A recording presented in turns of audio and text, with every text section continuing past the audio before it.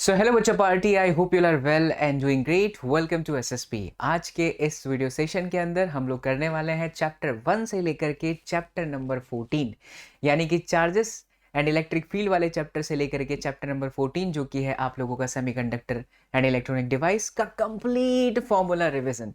यहाँ पर मैं आप लोगों को जो भी बोर्ड पे लिखूंगा वो पूरा का पूरा फॉर्मूले का शीट आपको टेलीग्राम में प्रोवाइड कर दिया जाएगा। सो बने रहिए and watch this session till the end, because ये सेशन अगर आपने मिस कर दिया तो शायद आपने फिजिक्स का एक बहुत अच्छा सेगमेंट मिस कर दिया। इस वीडियो को जरूर शेयर करिएगा तमाम अपने दोस्तों के साथ बच्चों, और अगर आप लोग नए हैं इस प्लेटफॉर्म पर तो सब्सक्राइब जरूर करिए, बिकॉज यहाँ पर फिजिक्स के सारे सेशन 12th क्लास का फ्री में मिलता है। चाणक्य नीति बैच के नाम से आप लोगों को रोज रात को मैं 8 से 11 पे पढ़ाता हूँ, एंड नीट वाले बच्चों के लिए प्रचंड बैच चल रहा है free of cost. So be a part of this beautiful family. चलिए स्टार्ट करते हैं।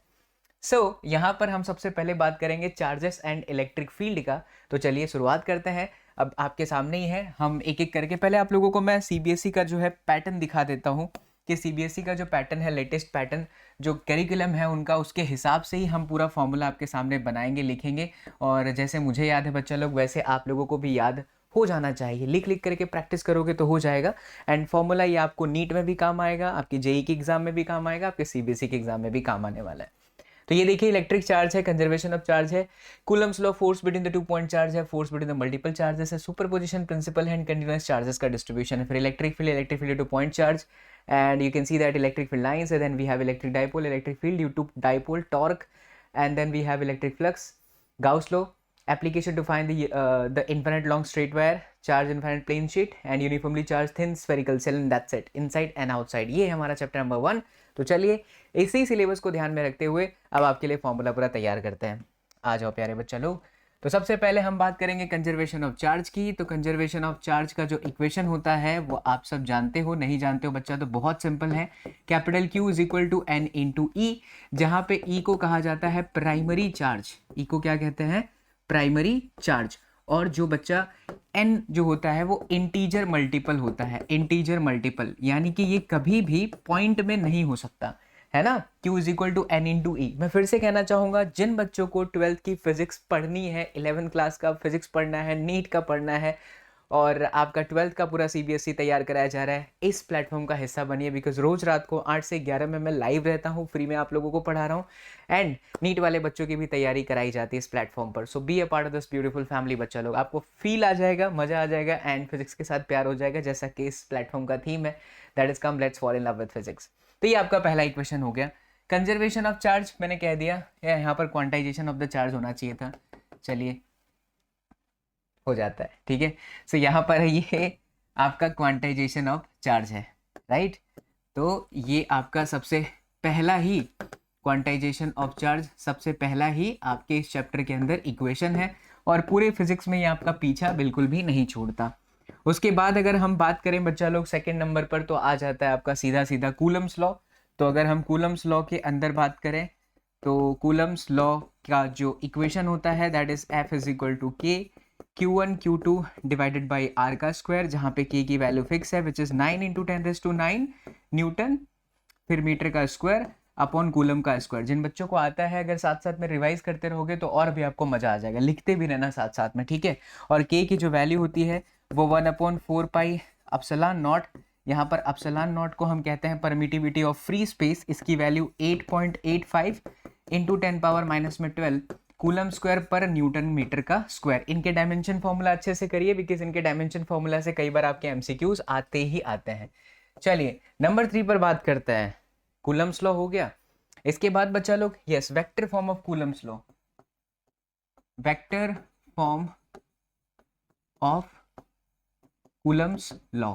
तो F12, जैसे मान लीजिए कि दो चार्ज पार्टिकल हैं Q1 और Q2, और उसके बीच का डिस्टेंस आपको गिवन है, तो किसी एक पॉइंट पर दूसरे की वजह से जो लगने वाला फोर्स है, उस फोर्स का जो इक्वेशन आता है, हाँ यहाँ पर चालू है, नहीं तो फिर मैं सोचा चालू ही नहीं था, KQ1Q2 डिवाइडेड बाई R12 का स्क्वायर, एंड देन बच्चा लोग R12 का कैप।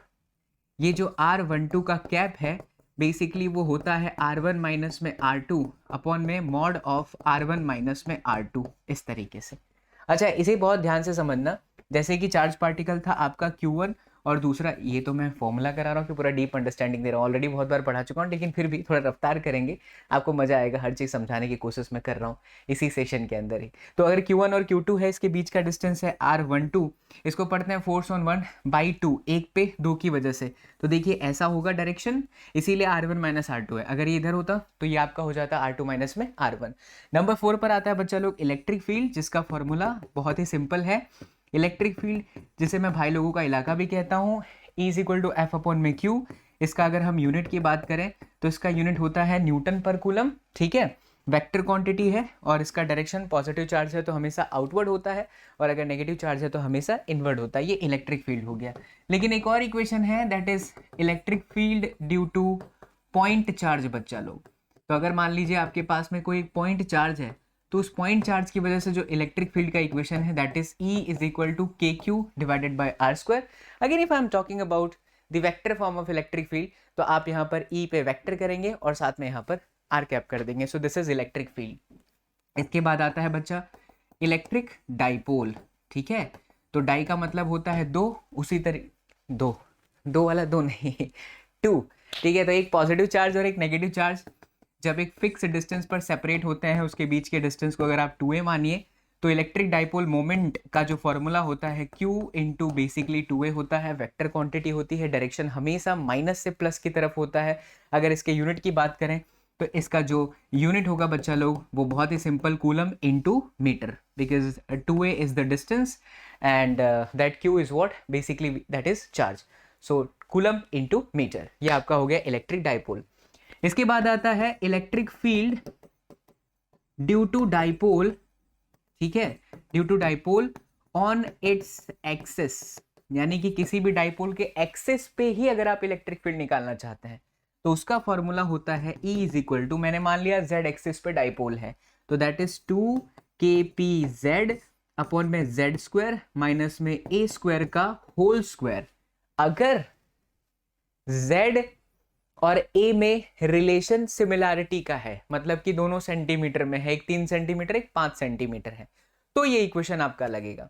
लेकिन अगर मान लीजिए कि कंडीशन ऐसा दे दिया कि जिस जगह पर हम निकालना चाहते हैं that Z is greater than A, यानी कि डाइपोल के ये वाले मिड पॉइंट से जो डिस्टेंस है उसके कंपैरिजन में जहां पर आप जिस एक्सिस पर निकालना चाहते हो वो डिस्टेंस बहुत ज़्यादा है बच्चा, तो उस सिचुएशन में, उस परिस्थिति में हम इस A को छोटा कर देंगे। यही इक्वेशन आपका निकल के आ जाएगा 2kp डिवाइडेड बाई Z का क्यूब, यानी कि टोटल 7 इक्वेशन हो गए हमारे पास। आइए आगे बढ़ते हैं। नंबर 8, इसी तरीके से इलेक्ट्रिक फील्ड का एक और इक्वेशन, कलर थोड़ा चेंज कर लेते हैं। Electric field on equator, on the equator of dipole, यानी कि डाइपोल के इक्वेटर पर अगर हमें निकालना है तो, जैसे कि बच्चा लोग ये देख लीजिए एक एग्जाम्पल, -q और ये +q, इसके डाइपोल यहाँ कहीं पर पॉइंट पर निकालना है, तो इसका फॉर्मूला होता है माइनस में 2kp अपॉन में y स्क्वायर प्लस में a स्क्वायर की पावर में 3/2, इसको मैंने y मान लिया है, ठीक है। ये डिस्टेंस आपके y माना, आपकी किताब में r माना रहता है, तो नॉर्मल सिचुएशन के लिए है। But when you are talking about y is greater than a, मतलब ये वाले डिस्टेंस से y काफ़ी ज़्यादा है, तब हम फॉर्मूला बदल देते हैं, हम a को 0 कर लेते हैं और यही आपका आ जाता है माइनस में 2kp डिवाइडेड बाई a 0 हो गया, स्क्वायर से स्क्वायर कटेगा तो y का cube. This is on the equator of the electric field, right बच्चा। चलिए नंबर 9 पर चलते हैं। इसके बाद आता है आप लोगों का कॉन्सेप्ट ऑफ फ्लक्स, तो फ्लक्स की बात कर लेते हैं। तो फ्लक्स के जो फॉर्मूले हैं वो है इंटीग्रेशन E डॉट में dA, और ये कोई अगर छोटा सा पार्ट है, कोई छोटा सा हिस्सा है, किसका छोटा सा हिस्सा, किसी भी सरफेस का, कोई बड़ा सा सरफेस है उसके छोटे से हिस्से की आप बात कर रहे हैं, तब ये इक्वेशन लगता है। या तो नॉर्मली जो होता है वो phi is equal to E dot में A, एंड देन बच्चा लोग इसी को सॉल्व किया जाता है, तो फिर हम इसे क्या लिखते हैं, इसे हम लिखते हैं EA कॉस में थीटा। कमेंट करके बताओ फ्लक्स का यूनिट क्या होगा, राइट। और ये आपका फ्लक्स का इक्वेशन आपके सामने आ चुका है। चलिए बहुत बढ़िया, मज़ा आ रहा है सर, आनंद आ रहा है, और ये पूरा का पूरा रिवाइज भी हो जाएगा। नंबर 10 पर चलते हैं सर। नंबर 10, क्योंकि हमने फ्लक्स पढ़ लिया तो फ्लक्स के बाद में आता है आपका गाउस लॉ। तो चलिए गाउस लॉ देखते हैं।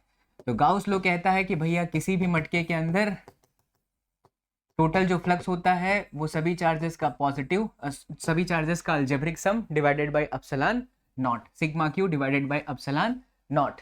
और अगर वो चार्जेस उस क्लोज लूप के बाहर हैं तो उसकी कोई भी गिनती नहीं की जाती है। ठीक है, नंबर 11, अब इनका एप्लीकेशन आ जाता है। अगर इनफाइनाइट लेंथ का कोई बच्चा वायर है, इनफाइनाइट लेंथ ऑफ वायर, तो इसकी वजह से जो इलेक्ट्रिक फील्ड है वो आती है 2k lambda divided by r, जहां लैम्डा होता है लीनियर चार्ज डेंसिटी। नंबर 12 पर इनफाइनाइट शीट बच्चा लोग, infinite plane sheet, charge sheet है, तो उसके लिए होता है सिग्मा अपॉन में 2 एप्सिलॉन नॉट। इकलौता फॉर्मूला जिस पर डिस्टेंस मैटर नहीं करता। अगर मैं शीट के किसी एक पर्टिकुलर डिस्टेंस पर इलेक्ट्रिक फील्ड निकाल लूँ, सपोज करिए कि मैंने यहाँ पर इलेक्ट्रिक फील्ड निकाला, तो मैं यहाँ पे जाऊँ, कहीं पे भी जाऊँ, किसी भी डिस्टेंस पर जाऊँ, बट मेरा इलेक्ट्रिक फील्ड हमेशा सदैव सदैव ही कांस्टेंट रहता है। तो चलिए इनफाइनाइट शीट की वजह से भी हो गया। अब स्फेरिकल सेल की बात करते हैं, खोखला गोला। ठीक है, तो स्फेरिकल सेल के अंदर तो इलेक्ट्रिक फील्ड हमेशा जीरो होती है, और जब हम बाहर जाते हैं तो वो k Q divided by are square. याद रखिएगा, इसका मेन रेडियस कैपिटल आर होता है, चार्जेस सिर्फ और सिर्फ बच्चा लोग सरफेस पर होते हैं, और अगर हम बाहर जाते हैं तो इस सिचुएशन यहाँ पर याद रखिए r is greater than r, तब ये फॉर्मूला एप्लीकेबल है। लीजिए 13 फॉर्मूले आपके सामने हैं, और एक साथ हमने इस चैप्टर को खत्म कर लिया, इसका पूरा फॉर्मूला आपके सामने रिवाइज हो गया। इसके साथ कुछ और अगर आप नंबर 14 बना करके चार्ज डेंसिटी, नहीं अभी कुछ बाकी है, हाँ याद आया मुझे, torque.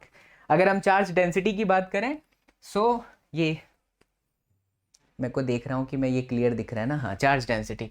So lambda is equal to Q divided by L, sigma is equal to Q divided by A, and rho is equal to Q divided by V. इसका यूनिट होगा coulomb per metre, coulomb per metre का square and coulomb per metre का cube. Done बच्चा। इसके साथ एक और equation torque का ले लीजिए। तो टॉर्क कब, जब किसी हम डाइपोल को किसी इलेक्ट्रिक फील्ड के अंदर रखते हैं, तो टॉर्क का जो इक्वेशन है बच्चा, वो टॉर्क का इक्वेशन है torque is equal to p cross में ई, तोड़ दीजिए तो ये आपका हो जाएगा पी ई साइन थीटा। चमको बच्चों, बस डन। तो चैप्टर नंबर 1 होता है यहाँ पे समाप्त। आइए चलिए चैप्टर नंबर 2 की शुरुआत करते हैं। चलिए चैप्टर नंबर 2 पर आते हैं, और चैप्टर नंबर 2 पर आने से पहले आपको दिखा देते हैं बच्चा लोग कि आपके जो एनसीईआरटी का पैटर्न है उसमें से कौन कौन से टॉपिक इन्वॉल्व हैं, ताकि आपको क्लैरिटी रहे। So electric potential, potential difference, and you can see that electric potential difference, फिर potential to point charge, dipole of a system charges, equipotential surface, वही जो आपको चाणक्य नीति 4.0 के अंदर ये सारी चीज़ें पढ़ाई जा चुकी हैं। कैपेसिटर है, कैपेसिटर की एनर्जी है, एंड यू कैन सी बच्चों energy stored in a capacitor का कोई डेरिवेशन नहीं है, सिर्फ और सिर्फ फॉर्मूला ही है, तो यू नीड टू अंडरस्टैंड कि उसे आपको करके जाना है। चलिए आइए आगे बढ़ जाते हैं, और आगे हम देखेंगे चैप्टर नंबर 2 के फॉर्मूले। सो ये रहा आप लोगों का चैप्टर नंबर, काफ़ी खूबसूरत सा चैप्टर है भाई, बहुत बढ़िया चैप्टर है। CH2 CH2 and that is potential and capacitance. वैसे जनरली जेई की तैयारी करने वाले बच्चे, नीट की तैयारी करने वाले बच्चों के लिए कैपेसिटेंस को अलग से कराया जाता है, लेकिन यहाँ पर आपके सीबीएसई के अंदर दोनों को साथ में मर्ज करके बताया जाता है। तो पोटेंशियल एंड कैपेसिटेंस के अंदर सबसे पहले पोटेंशियल की बात करते हैं। तो पहले कुछ इक्वेशंस मिक्स है बच्चों, तो उसको बहुत ध्यान से देखिएगा। तो जो मिक्स इक्वेशंस है, अच्छा मैं आगे लिखे हूँ, उसे नंबर वाइज लिखते हैं। यहाँ पर है आपका कितने नंबर तक गए थे, 15, 16वें नंबर पर आता है, ताकि क्लैरिटी रहेगी कितने फॉर्मूले हैं। Number 16 that is potential. तो जनरली पोटेंशियल का जो नॉर्मल इक्वेशन है वो है V is equal to W divided by Q। Work done on a positive charge is basically potential. लेकिन अगर कक्षा 12, ये तो 10वीं क्लास का था, अगर इलेक्ट्रिक फील्ड के अंदर हमें पोटेंशियल को डिफाइन करना है, पोटेंशियल इन इलेक्ट्रिक फील्ड, ठीक है, तो इलेक्ट्रिक फील्ड के अंदर आप डिफाइन करते हो तो यही हो जाता है माइनस इन्फिनिटी से लेकर के P एंड देन बच्चा लोग E डॉट में dr। मतलब कि इन्फिनिटी से अगर हम किसी पॉइंट को किसी इलेक्ट्रिक फील्ड के अंदर लेके आते हैं, तो जो काम हुआ against the electrostatic electric field, वो हमारे लिए पोटेंशियल उस पर्टिकुलर पॉइंट पे। अब पोटेंशियल डिफरेंस की बात कर लीजिए, पीडी की बात कर लीजिए, तो कुछ नहीं, दो पॉइंट के बीच का potential difference that is VP minus में V Q is equal to बच्चा लोग माइनस में क्यू से लेकर के P and then we have E dot में डी आर। यहीं से आप लोगों का पोटेंशियल एनर्जी भी निकल जाता है। आपके टेक्स्ट बुक के अंदर अगर आप शुरुआत में ही देखोगे तो सबसे पहले ही पोटेंशियल एनर्जी आ जाता है, पोटेंशियल एनर्जी, और वो बेसिकली आपका वर्क ही है, राइट। तो अगर हम बात करें पोटेंशियल एनर्जी की, तो जो Vp माइनस में Vq है, ये 2 पॉइंट के potential difference is equal to WpQ divided by Q, और इसी को आप कहते हो UP माइनस में UQ डिवाइडेड बाई Q। ये आपका पोटेंशियल एनर्जी, मतलब जो काम होता है वही आप लोगों को किस में स्टोर हो जाता है, पोटेंशियल एनर्जी के अंदर स्टोर हो जाता है। अच्छा, एक बात और याद रखिएगा, पोटेंशियल एनर्जी का महत्व नहीं है, हमेशा पोटेंशियल एनर्जी का डिफरेंस का महत्व होता है। सिस्टम ऑफ चार्जेस को बनाने के लिए जो काम लगता है उसी काम को हम पोटेंशियल एनर्जी कहते हैं। लेक्चर्स जरूर देखो बच्चों, आपको मजा आ जाएगा, इतना बढ़िया से कॉन्सेप्ट को सिखाया गया है। तो नंबर 19 इज डन। आइए बच्चा नंबर 20 पर चलते हैं। तो ये हो गया आपका potential energy. Now potential due to point charge. तो अगर आपके पास में एक पॉइंट चार्ज है तो उस पॉइंट चार्ज की वजह से जो बच्चा पोटेंशियल का फॉर्मूला निकलेगा वो आपका क्या निकलेगा, V is equal to K Q divided by are. ठीक है, नंबर 21 पर आते हैं, ड्यू टू डाइपोल। तो अगर हम एक डाइपोल की वजह से पोटेंशियल निकालना चाहते हैं so that is Kp cos theta divided by r का स्क्वायर। एक्सिस पर आपका 0 होता है, नहीं एक्सिस पर आपका cos थीटा 0 हो जाएगा बिकॉज cos 0 1 होगा, लेकिन V आपका Kp बाई आर स्क्वायर आएगा। अगर हम परपेंडिकुलर जाएंगे तो ये 0 हो जाता है, एंड ऑफ कोर्स 180 पर जाएंगे तो ये माइनस हो जाएगा बिकॉज cos 180 की वैल्यू क्या होती है, माइनस होती है। तो डाइपोल की वजह से हो गया। फिर नंबर 22 बच्चा एक कॉन्सेप्ट है जिसको हम कहते हैं इक्वी पोटेंशियल सरफेस। इसके लिए कोई फॉर्मूला नहीं है, बस एक कॉन्सेप्ट याद रखिएगा कि इलेक्ट्रिक फील्ड एंड जो dr होता है, ये वाला डिस्प्लेसमेंट के बीच का एंगल हमेशा 90 डिग्री होता है। सो पोटेंशियल हर जगह पर बच्चा लोग सेम होता है, जिसकी वजह से वर्क डन क्या रहता है, हमेशा 0 रहता है। ये आपका इक्विपोटेंशियल सरफेस की कहानी। नंबर 23 पर चलते हैं, potential energy of a system. जैसे मान लीजिए कि एक आपके पास में चार्ज Q1 है, दूसरा आपके पास में चार्ज Q2 है, इसके बीच का डिस्टेंस ये है, तो 1 और 2 के बीच में लगने वाला जो बनने वाला जो पोटेंशियल एनर्जी है वो आपका ये हो जाएगा। R जितना कम पोटेंशियल एनर्जी उतनी ज़्यादा। नंबर 24 पर चलते हैं, अगर किसी डाइपोल को हम इलेक्ट्रिक फील्ड के अंदर रखते हैं बच्चा, तो उसके ऊपर उसका जो पोटेंशियल एनर्जी है वो पोटेंशियल एनर्जी का जो फॉर्मूला है that is U is equal to minus में P डॉट में E। आपको याद भी होगा, मैंने यहीं पर 2-3 पॉइंट्स बताए थे कि स्टेबल होगा तो cos थीटा 0 लेना है, अनस्टेबल होगा थीटा 180 लेना है। इसी पर से एक और फॉर्मूला निकल के आता है कि work is equal to minus में PE cos थीटा 1 माइनस में cos थीटा 2। ये इक्वेशन याद रखिएगा कि अगर हम थीटा 1 से थीटा 2 पर शिफ्ट करते हैं, इसको घुमाते हैं, तो ये इक्वेशन वर्क डन का या चेंज इन पोटेंशियल एनर्जी का फॉर्मूला है। तो 24 इज डन, राइट। नंबर 25 पर चलते हैं। तो नंबर 25 इज ऑल अबाउट बच्चा लोग कैपेसिटेंस। जहां तक बात कैपेसिटेंस की है तो C इज इक्वल टू होता है generally Q by V normal. इसका जो यूनिट होता है वो होता है फेराड। ठीक है, माइक्रो फेराड के फॉर्म में भी हो सकता है, पीको फेराड के फॉर्म में भी हो सकता है। अगर माइक्रो है तो 10 पावर माइनस में 6 फेराड, और ये है इसका मतलब 10 पावर माइनस में 12 फेराड। तो नंबर 25 इज डन। चलिए आइए नंबर 25 वॉज देयर ना, नंबर 26 पर आते हैं। तो 26 पर आएंगे तो पैरेलल प्लेट कैपेसिटर होता है, यानी एक पॉजिटिव प्लेट और एक नेगेटिव प्लेट, एरिया A, इनके बीच का डिस्टेंस D। तो इसका फॉर्मूला है C is equal to A epsilon naught by D। और ये बच्चा तब जब प्लेटों के बीच में क्या हो, वैक्यूम हो। बट अगर मान लीजिए कि कोई मीडियम है, या इसे ऐसा भी समझ सकते हैं कि डाई इलेक्ट्रिक स्लैब रखा गया है या इंट्रोड्यूस किया गया है between the two plates, then capacitance का फॉर्मूला चेंज हो जाता है, वो A एप्सिलॉन बाई D होता है, और इसी को हम CK भी कह सकते हैं, यानी कैपेसिटेंस K टाइम्स बढ़ जाता है। नंबर 28 पर याद रखिएगा कि इलेक्ट्रिक फील्ड जो होगी बच्चा पहले के कंपैरिजन में KV भाग के बराबर हो जाएगी अगर डाइलेक्ट्रिक स्लैब आता है तो। और जो हमारी एनर्जी का फॉर्मूला है कैपेसिटर का एनर्जी, उसका फॉर्मूला डायरेक्टली आपको याद रखना चाहिए, हाफ CV²। इसी के साथ एक और चीज जुड़ी होती है that is energy density, so 1/2 E² epsilon में नॉट। ये हो गया। इसके साथ साथ आता है कि कैपेसिटर अगर सीरीज में है तो क्या होगा, और कैपेसिटर अगर पैरेलल में है तो फिर क्या होगा। तो सीरीज में हम हमेशा आपको कहते हैं कि मम्मी का फॉर्मूला लगाइए यानी कि मल्टीप्लीकेशन अपॉन एडिशन। जनरली ये होता है 1 सीरीज में capacitance is equal to 1 C1 plus में 1 C2। ठीक है, नंबर 32 पर आते हैं। अगर हम बात कर रहे हैं कैपेसिटर के पैरेलल कॉम्बिनेशन की, मतलब कि C1 एंड बच्चा लोग C2 इसको कनेक्ट किया तो इसका जो पैरेलल में रिजल्ट आया C1 C2 अपॉन में C1 प्लस C2। गलत कर दिया है मैंने, इसको सही करता हूँ। पैरेलल में हम डायरेक्ट प्लस करते हैं, यानी कि CP पैरेलल का कॉम्बिनेशन C1 प्लस में C2। और तो क्या है इस चैप्टर के अंदर, लीजिए बातों बातों में प्यार के साथ, बढ़िया से समझदारी के साथ, हर एक चीज़ एक्सप्लेन करने के साथ आपको कैपेसिटर वाले चैप्टर का भी पूरा फॉर्मूला आपके सामने रख दिया। अब आइए चैप्टर नंबर 3 पर चलते हैं, बट उससे पहले आपको दिखाते हैं कि CBSE में इस चैप्टर से क्या क्या दिया हुआ है। तो आप नोट डाउन कर लो।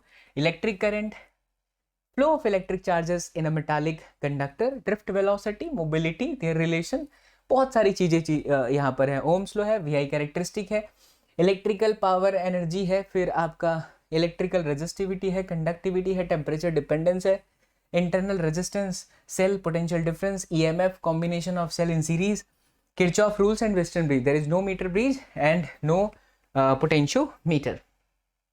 तो आ जाओ। Yes, it's all set. तो मुझे बार बार कैमरे में देख के डर लगता है कि कहीं बंद ना हो जाए, क्योंकि बहुत बड़ी वीडियो बना रहा हूँ मैं आप लोगों के लिए, आपके लिए इतनी हार्डवर्क की जा रही है बच्चा लोग। तो आइए चैप्टर नंबर 3 पर चलते हैं। 32 फॉर्मूले आपके सामने यहाँ पर खटाखट हो चुके हैं। अब हम चलेंगे chapter number 3, the most dangerous chapter बच्चा लोग ऐसा कहते हैं, लेकिन यहाँ पर इस प्लेटफॉर्म से पढ़ने वाले बच्चों को फिजिक्स के साथ प्यार हो जाता है। विश्वास मानिए मेरा, अगर आप नए हैं, अगर जुड़ेंगे और पढ़ाई करेंगे यहाँ से, तो फिजिक्स के साथ आपको प्यार होने ही वाला है। करंट इलेक्ट्रिसिटी बच्चा लोग। तो चलिए कहाँ तक पहुँचे बच्चा, 32 तक है ना। तो 33। अच्छा, एक और चीज़, माफ़ी मांगूंगा अगर कहीं पर भी मैं एक आध फॉर्मूला भूल जाऊं, तो आप प्लीज़ कमेंट करना, है ना, मुझे बहुत अच्छा लगेगा। अभी मैं हैविली एक्टिवेटेड हूँ पूरी तरह से यूट्यूब पे, दूसरा और कोई काम नहीं कर रहा, सिर्फ आप बच्चों को पढ़ा रहा हूँ। और एक शॉर्ट्स का चैनल है बच्चों, तो उसे ज़रूर सब्सक्राइब कर लेना, दैट इज़ SSP शॉर्ट्स। तो कहीं पर भी कुछ भी लगे कि भैया ये वाला फॉर्मूला आप भूल गए SSP भैया, तो फिर आप लिख देना, ठीक है, कोई दिक्कत वाली बात नहीं, हो जाता है। तो करंट इलेक्ट्रिसिटी, सबसे पहले इसके अंदर एवरेज करंट। एवरेज करंट से ही पहले बच्चा नॉर्मल करंट का इक्वेशन बात कर लेते हैं ना। करंट, ठीक है। तो I is equal to Q/T होता है, यूनिट इसका कूलम पर सेकेंड और एम्पियर होता है, राइट। डायरेक्शन बैटरी के प्लस से बैटरी के माइनस की तरफ होता है। फिर बात कर लेते हैं एवरेज करंट की। तो average current delta Q upon में डेल्टा T होता है। नंबर 35 पे बात करें इंस्टेंटेनियस करंट की, सो that is dQ divided by dt होता है, ठीक छे। ओके, नंबर 36 पे बच्चों current density, it's a very important point, current density. तो करंट डेंसिटी का जो फॉर्मूला है वो है J is equal to I upon में A। It's a vector quantity, direction is always in the direction of current. And of course there is another formula कि जब आपका क्रॉस सेक्शन सरफेस के करंट के direction में ना हो, कि कोई एंगल पर बना रहा हो, तो J बराबर I अपॉन में A cos थीटा, तब यही आपका J डॉट में A बन जाता है ना। ये आपका इक्वेशन हो गया नंबर 36। आइए नंबर 37 पर चलते हैं बच्चा लोग। 37 करंट डेंसिटी हो गई भाई, करंट डेंसिटी हो गई भाई। अभी मैं खुद याद कर रहा हूँ, हो जाता है कभी कभी। तो करंट डेंसिटी हो गई भाई, आगे बढ़ाओ मास्टर, अपना दिमाग लगाओ मास्टर। हाँ, रिलेशन बिटवीन ड्रिफ्ट वेलोसिटी आ जाइए। तो ड्रिफ्ट वेलोसिटी, बात अगर करें हम ड्रिफ्ट वेलोसिटी की बच्चा लोग, कलर पहले काला करते हैं। तो drift velocity VD is equal to EE upon में M and then into tau. I hope आप लोगों को पता होगा, टाउ यहाँ पर रिलैक्सेशन टाइम है, किसी एक पॉजिटिव आयन के साथ दो बैक टू बैक कॉलिजन को ही हम रिलैक्सेशन टाइम बोलते हैं। सारी चीज़ें पढ़ाई जा चुकी हैं इसी प्लेटफॉर्म पर, बहुत बार पढ़ा चुका हूँ। आप बच्चों के लिए जो नए अपकमिंग स्टूडेंट्स हैं उनके लिए चाणक्य 4.0 फ्री ऑफ कॉस्ट है, जरूर देख लो, ठीक है। तो ये आपका हो गया। यहीं से ना हम मोबिलिटी को भी रिमांड पर ले लेते हैं, आओ। तो अगर हम मोबिलिटी की बात करें बच्चा लोग, तो मोबिलिटी को म्यू से रिप्रेजेंट करते हैं, इसका फॉर्मूला होता है VD अपॉन में E। Most important thing is कि मोबिलिटी का यूनिट, तो metre per second, and electric field is what, volt per metre. तो वोल्ट पर मीटर, तो metre square per second per voltage. Do not forget to write down its dimension formula. If you are my true बच्चा party, if you are true SSPN, तो just write down the dimension formula of mobility in the comment section, ठीक है। अच्छा लगेगा बाबा SSP को, आपके बड़े भाई को।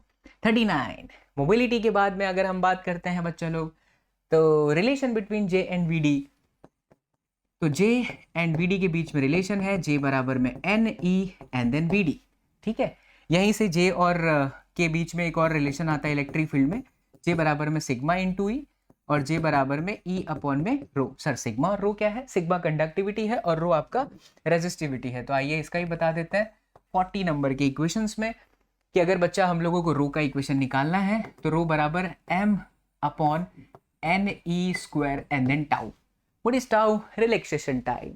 देख बच्चा समझ, कंडक्टर को टेम्परेचर देगा, वाइब्रेशन फास्ट हो जाएगा, पॉजिटिव आयन के साथ एक इलेक्ट्रॉन को टकराने में समय कम लगेगा, समय कम लगेगा, रेजिस्टिविटी बढ़ जाएगा। This equation is absolutely correct. और यहीं से सिग्मा कंडक्टिविटी के अपोजिट होती है, तो n e square tau upon में एम। बोलो चमका, मैंने फिर सही तो बोला ना? टाउ कम है, टाउ कम है, हाँ तो सही तो है, टाउ कम है तो सिग्मा कम होगा।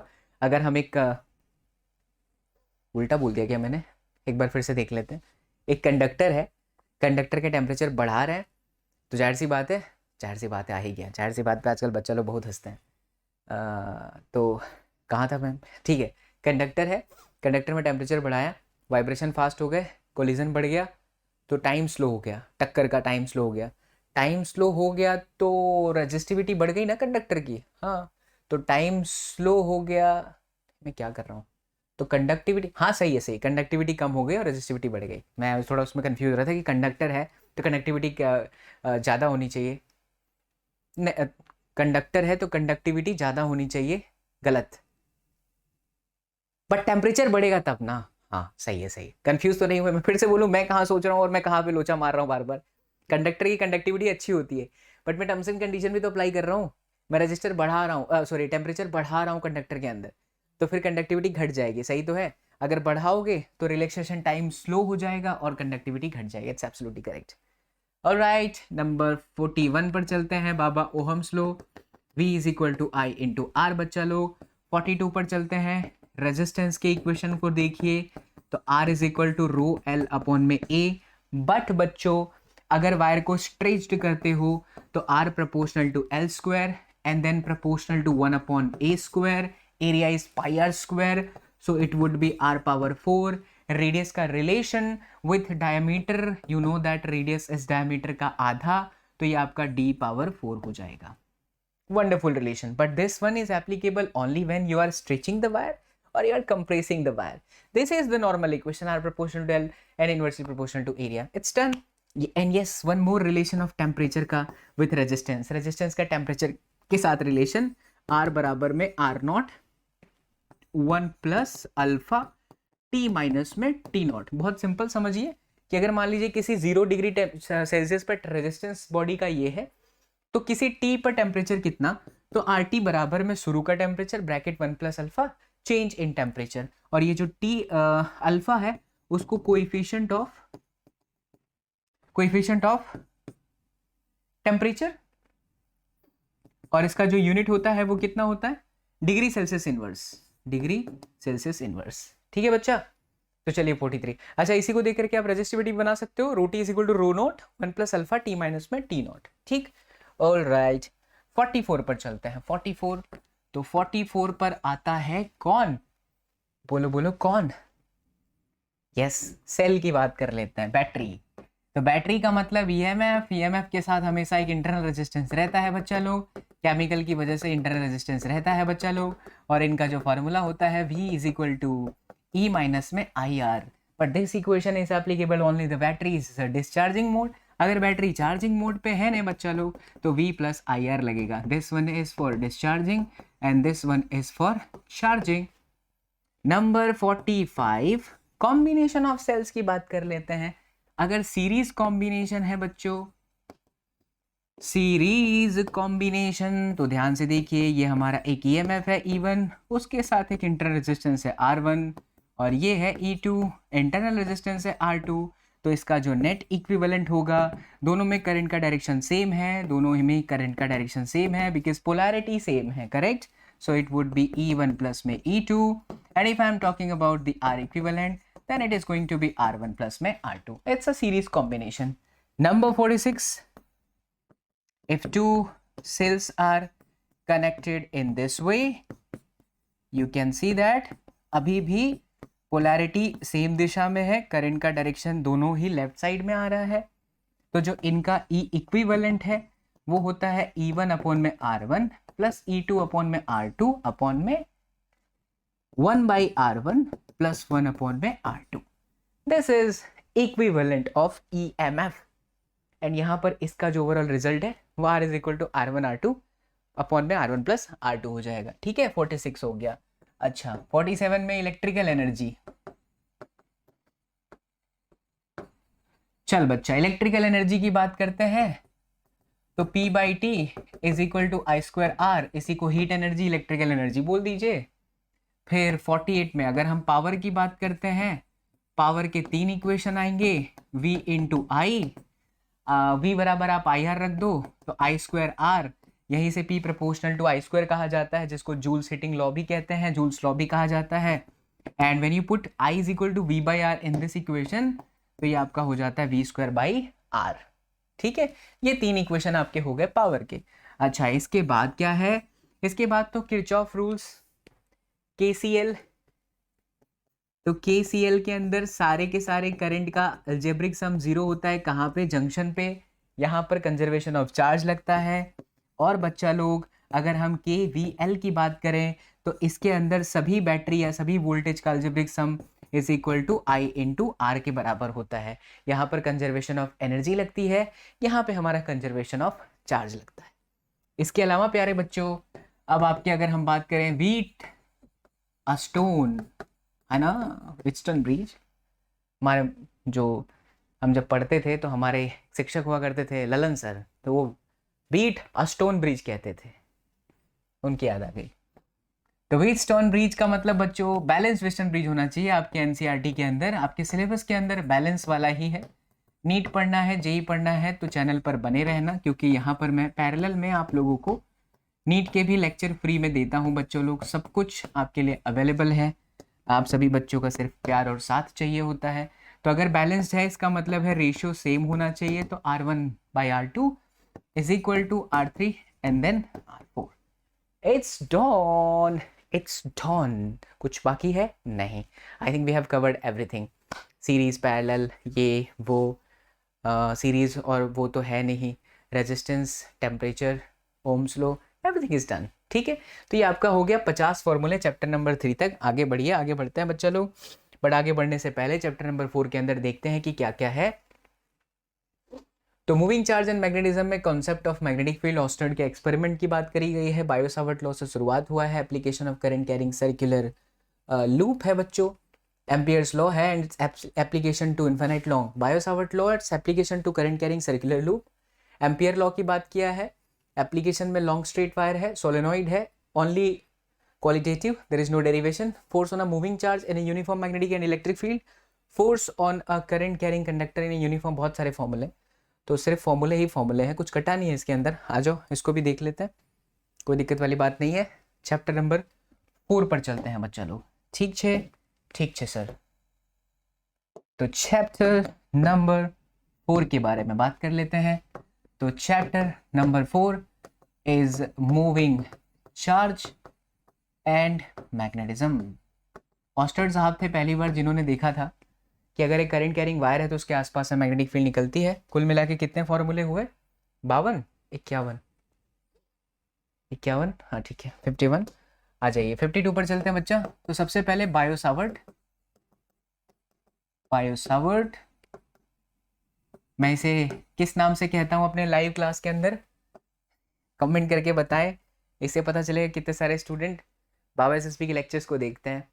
इसे हम लोग किस नाम से कहते हैं बायो-सावर्ट लॉ को? कमेंट करके बताना. बताना नहीं किसी को, रामलाल लॉ. ठीक है. तो अगर मान लीजिए कि कोई एक वायर है और उसमें से करंट पास हो रही है I, छोटा सा एलिमेंट लिया DL, इससे थीटा जितने एंगल पर यहाँ पर एक पॉइंट P आया है और ये आपका जो है डिस्टेंस R है. तो इस पर्टिकुलर पॉइंट पर मैग्नेटिक फील्ड का जो इक्वेशन होता है इंटीग्रेशन dB या dB is equal to mu naught IDL sine theta upon में 4πr का स्क्वायर, जहाँ पे म्यू नॉट को परमियाबिलिटी ऑफ फ्री स्पेस कहते हैं. वैल्यू होती है 4 पाई इंटू 10 पावर माइनस में 7 टकला मीटर पर एम्पियर. इट्स नॉट टकला, इट्स टेस्ला. ठीक है. And yes of course the sine theta is the angle between this position vector and then this ideal. Ideal is of course बच्चा लोग ये vector quantity है और इसकी डायरेक्शन करंट के डायरेक्शन में रहती है. नंबर 53, इसके बाद में बायो-सावर्ट लॉ का यूज़ करते हुए एक इक्वेशन निकाला गया था, that was current carrying ring. तो करंट कैरिंग रिंग के सेंटर पॉइंट से मान लीजिए x डिस्टेंस पर ये रेडियस r है, यहाँ पर मैग्नेटिक फील्ड निकालना है.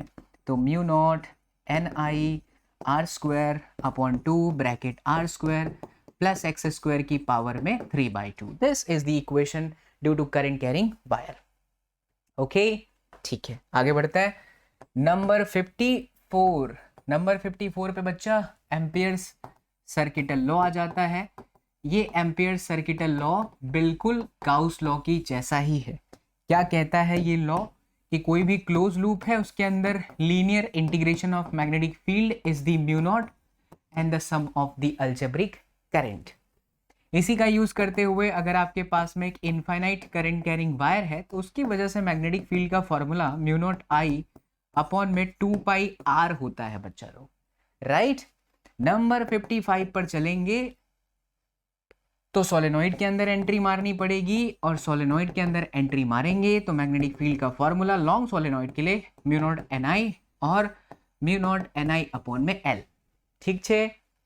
नंबर 56 पर बात करें. ठीक है, गुजराती में बोल दिए. बहुत सारे बच्चे सोचेंगे सर छः क्या है, अरे समझ पा जाते हो. छः गुजराती, छी नहीं छः. सोलेनोइड के बाद में आता है टोरॉइड. तो चलिए, टोरॉइड सोलेनोइड का भाई, सोलेनोइड के एंडिंग को मिला दीजिए तो ये आपका एक सर्कल बनाएगा यानी कि 2 पाई एंड देन आर. राइट. चलो 56 नंबर पर पहुंच गए. 57 पर आते हैं बच्चा. अगर दो करंट कैरिंग वायर है उसमें से करंट चल रहा है तो दोनों के बीच में भी एक फोर्स लगता है. वो फोर्स का formula mu naught I1 I2 L upon में 2 पाई आर, जहां पे L दूसरे वायर के L लेंथ तक फोर्स है. क्योंकि देखो मैग्नेटिक फील्ड दोनों बना रहे हैं बट मैं दूसरे वायर के कितने डिपार्टमेंट में फोर्स जानना चाहता हूं. तो मैं ऐसा समझा कि इससे मैग्नेटिक फील्ड बनी और उसके मैग्नेटिक फील्ड में ये आया तो उसके पर्टिकुलर लेंथ L पे लगने वाला फोर्स इतना है. ठीक है. नंबर 58. अगर एक चार्ज पार्टिकल किसी मैग्नेटिक फील्ड के अंदर बच्चा लोग चला जाता है तो उसके ऊपर फोर्स का फॉर्मूला लगता है क्यू वी क्रॉस में बी. यहाँ से बहुत सारी चीजें सामने निकल करके आती हैं. Q v b sine theta हो जाता है. अगर चार्ज पार्टिकल मैग्नेटिक फील्ड के अंदर नॉर्मली एंट्री मारे यानी कि 90 डिग्री पर, तब ये सर्कल बनाता है. ठीक है, सर्कल बनाएगा तो उसका रेडियस एम वी अपॉन में क्यू बी हो जाता है.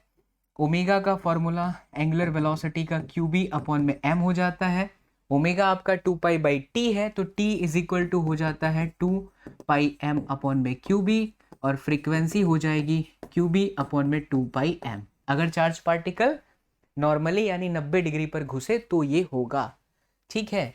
चलिए अब 60 नंबर पर आते हैं. अगर चार्ज पार्टिकल किसी मैग्नेटिक फील्ड के अंदर थीटा बराबर 0 पर घुसे तो वो स्ट्रेट रहता है, स्ट्रेट चलता है, उसके ऊपर किसी भी मैग्नेट फोर्स का कोई इंपैक्ट नहीं पड़ता बच्चा लोग. 61 की बात करें तो अगर चार्ज पार्टिकल किसी मैग्नेटिक फील्ड में थीटा जितने एंगल पर घुसता है तो वो हेलिकल पाथ बनाता है. ठीक है. और अगर वो हेलिकल पाथ बनाएगा तो जो रेडियस बनेगी वो m v sine theta upon में क्यू बी होगा. हेलिकल पाथ मतलब कुछ इस तरीके का पाथ ऐसे आगे लगातार बढ़ता रहता है और दो सर्कुलर टर्न के बीच का जो डिस्टेंस है उसे हम पिच कहते हैं. पिच यानी कि v cos theta into 2 pi m divided by q b. ये आपका पिच यानी कि डिस्टेंस का फॉर्मूला ये पूछ लेता है, अक्सर पूछता है, इसे याद रखिएगा. 62 की बात करें बच्चों तो वेलोसिटी सिलेक्टर करके आपके किताब में एक टॉपिक आता है, बहुत ही सिंपल है. E बराबर में बी सी याद रखिए. C यानी कि velocity, V is equal to E divided by B. इसकी कहानी बड़ी सिंपल सी है कि अगर एक चार्ज पार्टिकल एक ऐसे क्षेत्र से पास हो रहा है जहां इलेक्ट्रिक फील्ड भी है, मैग्नेटिक फील्ड भी है, तो उसके ऊपर दोनों फोर्स लगता है. समवेयर अगर हम ऐसा एक्सपेरिमेंट करें कि हमने उसके ऊपर इलेक्ट्रिक फील्ड से लगने वाला फोर्स क्यू ई और मैग्नेटिक फील्ड से लगने वाले फोर्स क्यू वी बी को बराबर कर दिया, तो क्यू क्यू कट जाएगा, ई बराबर वी बी हो जाएगा, और तब वो जो चार्ज पार्टिकल है बिना डिफ्लेक्ट हुए ना वो इलेक्ट्रिक फील्ड की तरफ झुकेगा ना ही वो मैग्नेटिक फील्ड की तरफ झुकेगा, स्ट्रेट बाहर चला जाएगा। ठीक है, ऐसे बहुत सारे जगह पर बहुत सारे अगर आयंस होते हैं उसको छाटना होता है, सही करना होता है, तो बेसिकली इसका यूज करा जाता है। Okay, velocity selector is done. The next one is what, number 63।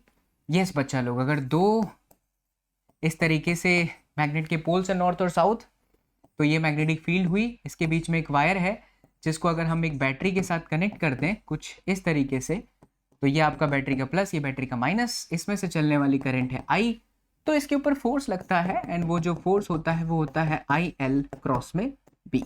ये आपके फोर्स का इक्वेशन करेक्ट हो? ठीक है। 64 की अगर हम बात करें प्यारे बच्चों,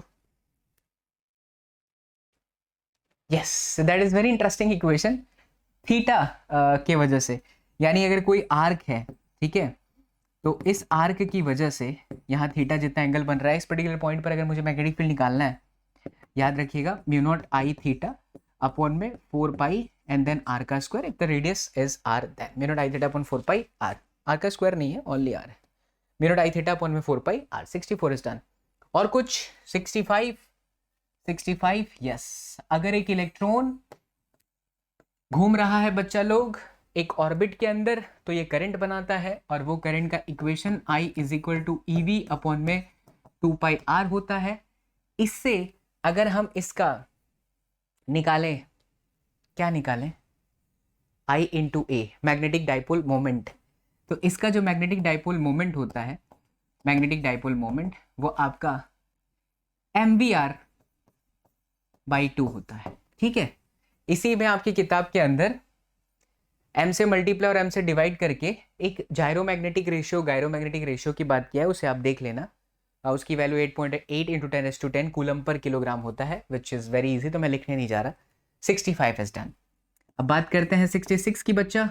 तो टॉर्क रेक्टेंगुलर, बहुत इंटरेस्टिंग डेरिवेशन था टॉर्क का। डेरिवेशन अगर हम करें तो m क्रॉस b करवाया जा चुका है, इसे देख लीजिएगा, जहाँ पे m का जो फॉर्मूला होता है, उड़ीसा के बच्चों के लिए बहुत खास, निया लगाई देवो यानी आग लगा देंगे, दैट इज NiA। ठीक है, 66 इज डन। 67 की बात करें तो गैल्वेनोमीटर आ जाता है बच्चा लोग, और किसी भी गैल्वेनोमीटर के लिए K into phi is equal to NiA and then B। यहाँ से अगर हम फाई बाई आई करते हैं, इसको हम करंट सेंसिटिविटी कहते हैं, which is NaB divided by K। दोनों तरफ अगर आप R से मल्टीप्लाई कर दो तो यही इक्वेशन बच्चा, क्योंकि मैं R से मल्टीप्लाई किया तो वोल्टेज हो गया, और ये आपका हो गया NaB divided by K and then R।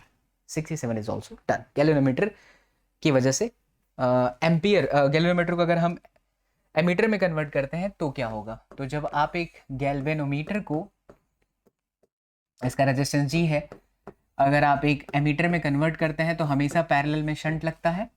इस शंट की जो वैल्यू होती है वो होती है IG इंटू जी अपॉन में I माइनस में IG, जहाँ पे I is the main current जिसे आप मापना चाहते हैं, और IG जो है वो यहाँ से चलने वाली करंट है, इससे चलने वाली करंट को आप IS कहते हैं। अगर आपको IG पता हो, I पता हो, तो you can easily calculate IS because at this particular junction you can see that incoming current is what, I. So we can write I is equal to IG plus IS, and from that we can calculate IS is equal to I minus में IG. Number 69, अगर मुझे एक galvanometer को जिसका resistance G है, अगर मुझे इसे एक वोल्टमीटर में कन्वर्ट करना है तो हमेशा सीरीज में एक रेजिस्टेंस लगाते हैं जिसकी वैल्यू इससे ज़्यादा होती है, और इसकी जो वैल्यू होती है बच्चों V अपॉन में IG माइनस में G होती है। अगेन IG गैल्वेनोमीटर से चलने वाला करंट है एंड G गैल्वेनोमीटर का रेजिस्टेंस है।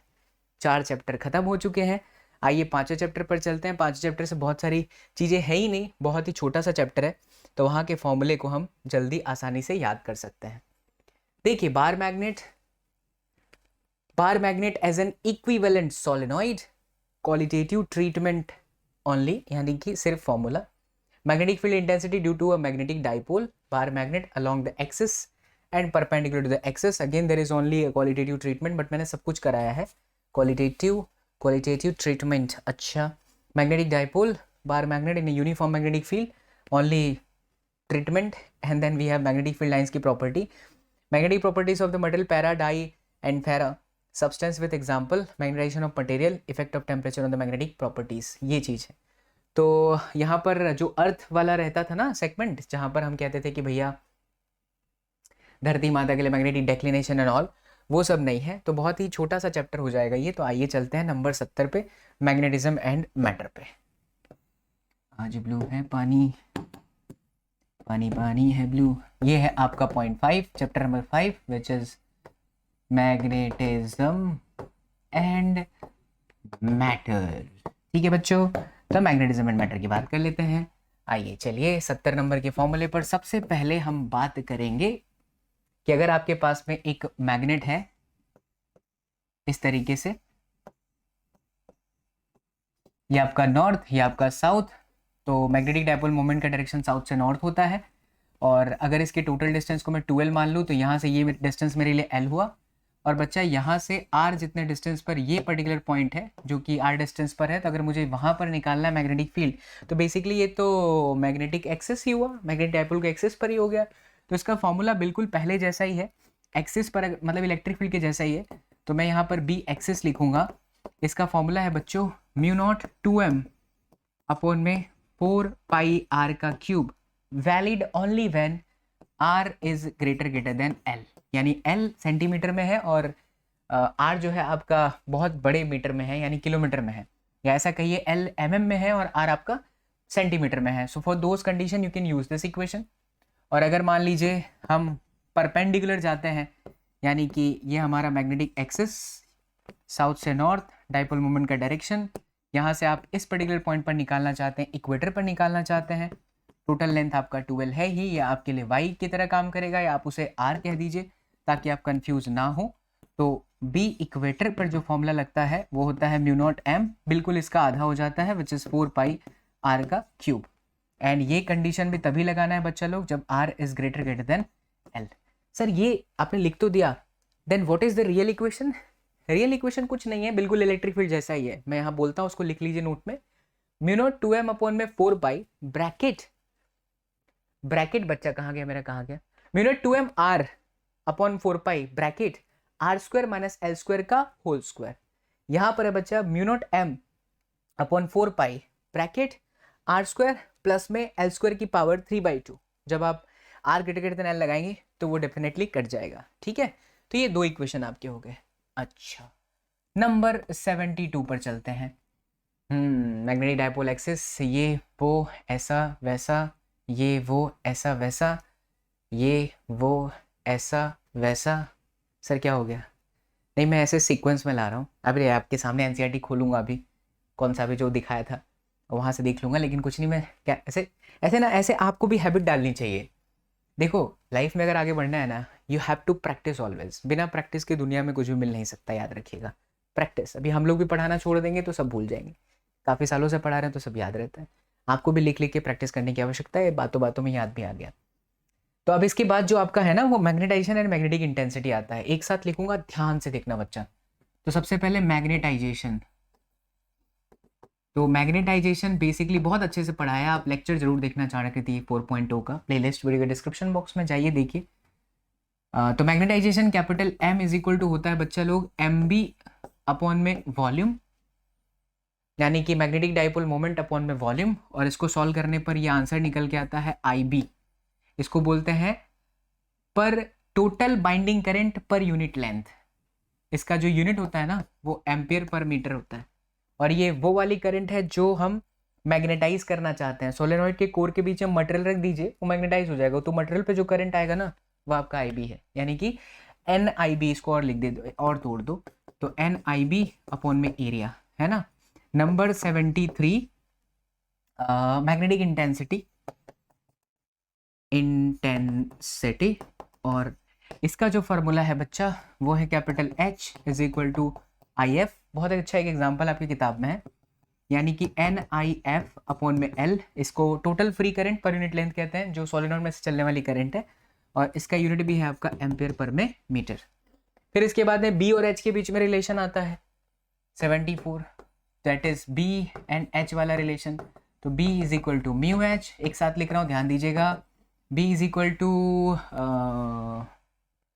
B minus mu naught upon में एच, बी माइनस, सर भूल गए, सर भूल गए, भूला नहीं, अभी करने जाऊँगा पूरा डिराइव कर दूंगा, डर जाओगे, ऐसे डिराइव नहीं करने जाऊँगा, इक्वेशन याद करा रहा हूँ।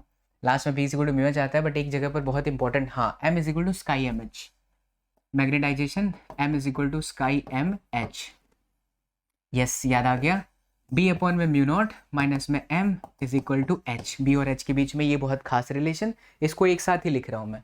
नंबर 75, म्यू अपॉन में mu naught is equal to mu R बच्चा लोग, ठीक है।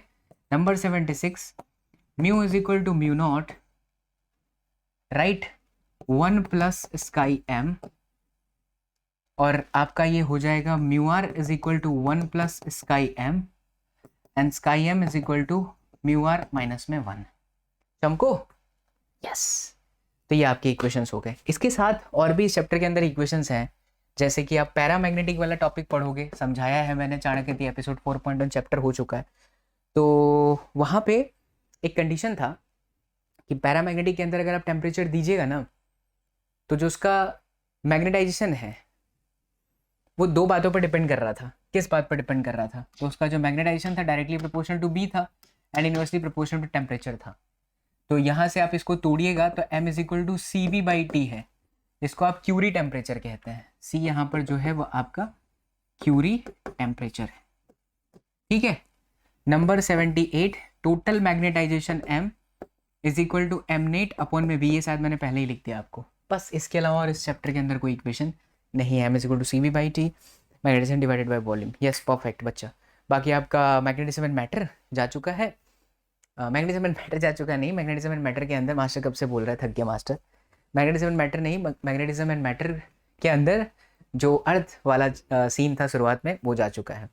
अच्छा, जो भी बच्चे इस वक्त ये वीडियो देख रहे हैं, जो जे के स्टूडेंट है, जो नीट के स्टूडेंट हैं, नीट वाले बच्चों के लिए तो मैं बहुत डेडिकेटेड हो गया हूँ। बहुत लोगों के लिए काम कर लिया यार, अभी आप बच्चों के लिए काम करना है। बहुत लोग धोखा दिए हमको, कैसे कैसे लोगों से पाला पड़ा पिछले 8 महीने में, क्या बोले। ओके, वो सीखने को मिलता है। चश्मा साफ करने वाला ढूंढ रहे, मिल ही नहीं रहा है। चश्मा साफ करने वाला मिल जाए बेटा, नहीं मिला, कोई बात नहीं, ऐसे ही लगा लेते हैं। हाँ, मैं ये कह रहा था बच्चा, नीट वाले जो स्टूडेंट्स हैं, जो जे वाले स्टूडेंट्स हैं, आप मैक्सिमम कमेंट करोगे। देखो, कमेंट करोगे तो अच्छा लगता है, नहीं करोगे तो मैं तो मेहनत करने में बहुत बिलीव करता हूँ, मैं कर दूंगा। मैं आप लोगों के लिए क्लास, जैसे ये 12th है ना बोर्ड के लिए, वैसे ही पूरा क्लास 11th एंड पूरा क्लास 12th का फिजिक्स का पूरा फॉर्मूला शीट आपके सामने रखूँगा बहुत जल्द। आपके कमेंट होने चाहिए मैक्सिमम, मैक्सिमम वीडियो को शेयर करना, प्यार देना बच्चा लोग, लाइक वाला बटन दबा देना एंड नीचे कमेंट सेक्शन के अंदर लिखना, we are the true SSPN of Baba SSP. Baba SSP, we need NEET का formula sheet 11th and 12th, इस तरीके का वीडियो डेफिनेटली मैं बनाऊंगा बच्चे लोग, definitely. Chapter number 5 is done. आ जाओ चैप्टर नंबर 6 में चलते हैं। तो चैप्टर 6 के अंदर अगर हम जाए, बहुत छोटा सा है, बहुत जल्दी हो जाएगा ये तो। इलेक्ट्रोमैग्नेटिक इंडक्शन है, फैराडेज लॉ है, इंड्यूस्ड ईएमएफ है एंड करंट है, लेंजस लॉ है and self and mutual induction है। वाह क्या बात है। तो आ जाइए, electromagnetic, Faraday's law, induced EMF, current, Lenz's law में तो कुछ है नहीं, सेल्फ एंड म्यूचुअल इंडक्शन है। ऑलराइट बच्चा लो, तो चैप्टर नंबर 6 यहीं कर दें, ठीक है। तो chapter number 6, here we go बच्चा लोग। Chapter number 6 is E M and I, electromagnetic induction. तो सबसे पहले आता है आपका 79 की अगर हम बात करें इलेक्ट्रोमैग्नेटिक इंडक्शन की, तो सबसे पहले आपका फैराडेज लॉ की बात कर लेते हैं, है ना। तो फैराडेज लॉ में ही आ जाता है, सबसे पहले क्या आ जाता है कि EMF E is equal to minus में n डेल्टा फाई अपॉन में डेल्टा टी, ये आपका एवरेज इंड्यूस्ड ईएमएफ। और अगर हम इंस्टेंटेनियस की बात करें तो इंस्टेंटेनियस इज माइनस में n and then we have D phi by D T. 80 number पर चलें तो मोशनल ईएमएफ और ये सब जा चुका है बच्चा लोग। सीधा सीधा आपको एंट्री मारना पड़ेगा लेंजस लॉ के अंदर। लेंजस लॉ हमेशा सिस्टम का अपोज करता है। एक एग्जांपल से समझा देता हूँ, कई बार ये एग्जांपल मैंने दिया है, अभी भी देख लीजिए, आपके एनसीईआरटी का ही ले लेते हैं। इस तरीके से एक लूप है और यहाँ पर ऐसे डॉट डॉट डॉट डॉट करके एक मैग्नेटिक फील्ड है, ठीक है। ये लूप यहाँ इस मैग्नेटिक फील्ड के अंदर आ रही है तो इसका फ्लक्स बढ़ेगा। सिस्टम चाहता है कि फ्लक्स घटे क्योंकि यही लेंजस लॉ है। तो इसमें से कैसी करंट चलेगी, जो इस डॉट का अपोज करे। तो फ्लक्स बढ़ रहा है ना, क्योंकि flux is equal to B into A है। अब मैग्नेटिक फील्ड के अंदर जा रहा है तो बी बढ़ रहा है, तभी मुझे फ्लक्स घटाना है, तो ऑफकोर्स मुझे बी इंटू ए में बी को घटाना होगा। तो अगर घटाना है तो ऑलरेडी एक्सटर्नल वाली डॉट है, तो मुझे इसमें से क्या चलाना पड़ेगा, क्रॉस वाली करंट। क्रॉस का करंट मतलब बच्चा इनसाइड वाली मैग्नेटिक फील्ड। इनसाइड वाली मैग्नेटिक फील्ड मतलब अपनी 4 उंगलियों को रखो इस लूप में ऐसे कि क्रॉस अंदर हो जाए। तो करंट ऐसे चल रहा है, कौन सा डायरेक्शन हुआ ये, क्लॉकवाइज करंट। तो यहाँ पर डायरेक्शन है किसका, क्लॉकवाइज का। ठीक है, इसी के साथ एक और इक्वेशन ले लीजिए मैग्नेटिक फ्लक्स का। तो अगर हम मैग्नेटिक फ्लक्स की बात करें तो phi is equal to B dot में ए, और इसका जो यूनिट है वो बेसिकली होता है weber. 81। Let us talk about number 82। अगर हमारे पास में एक इंडक्टर है इस तरीके से, तो सेल्फ इंडक्शन के अंदर हमने पढ़ा है N phi is equal to L into I. तो L is equal to basically N phi divided by I. इसका जो यूनिट होता है बच्चा वो हेनरी होता है, माइक्रो हेनरी, मिली हेनरी होता है, बिल्कुल कैपेसिटेंस के जैसा ही होता है। इस इंडक्टर की एनर्जी की बात करें तो अगर एक इंडक्टर है उसमें से चलने वाली करंट आई है, यहाँ से एंट्री मारा प्लस, यहाँ से बाहर निकला माइनस, तो इसकी एनर्जी का फॉर्मूला हाफ एल आई का स्क्वायर। ठीक, ऑल राइट। 82 के बाद में बढ़ते हैं बच्चा 83 पे। तो अगर मान लीजिए आपके पास में इस तरीके का स्ट्रक्चर है, इसको आप सोलेनॉइड भी तो कहते ही है ना। तो इस सोलेनॉइड का इंडक्टेंस अगर निकालना है तो सोलेनॉइड का इंडक्टेंस, ठीक है, तो सोलेनॉइड का जो इंडक्टेंस है वो होता है म्यू नॉट एन स्क्वायर ए अपॉन में एल। और सेल्फ इंड्यूस्ड ईएमएफ जो इसमें जनरेट होती है उसका इक्वेशन होता है माइनस में L D I divided by D T. Back EMF भी इसको कहा जाता है। नंबर 85 चल दीजिए। तो नंबर 85 में आता है म्यूचुअल इंडक्शन। और म्यूचुअल इंडक्शन की कहानी में बच्चा लोग 2 कॉइल होते हैं। आपकी किताब में बहुत अच्छे तरीके से मैंने एग्जाम्पल दिया है, लेक्चर के सामने ही है बच्चा लोग। लेक्चर देखने के लिए वीडियो के डिस्क्रिप्शन बॉक्स में जाइए, चाणक्य 4.0 का प्लेलिस्ट ओपन करिए, आपकी किताब के एग्जाम्पल को बहुत बेहतर तरीके से समझाया गया है। सो जो म्यूचुअल इंडक्टेंस है, चाहे एक में से करंट पास हो चाहे दूसरे में से पास हो, दोनों का इक्वेशन सेम रहता है। और ये इक्वेशन होता है म्यू नॉट N1 N2 पाई R1 का स्क्वायर एंड देन L। ये याद रखिएगा, ठीक है। तो mu naught N1 N2 pi R square and then L, this is mutual induced EMF, mutual inductance of one due to second coil. तो ये हो गया। इसके साथ म्यूचुअल इंड्यूस्ड ईएमएफ की अगर हम बात करें, राइट, तो E is equal to E2 is equal to minus में M21 di1 बाई dt। ध्यान देने वाली बात यह है कि अगर आप पहले वाले करंट में पहले कॉइल में करंट चेंज कराइएगा तो दूसरे में आपको ईएमएफ मिलेगा।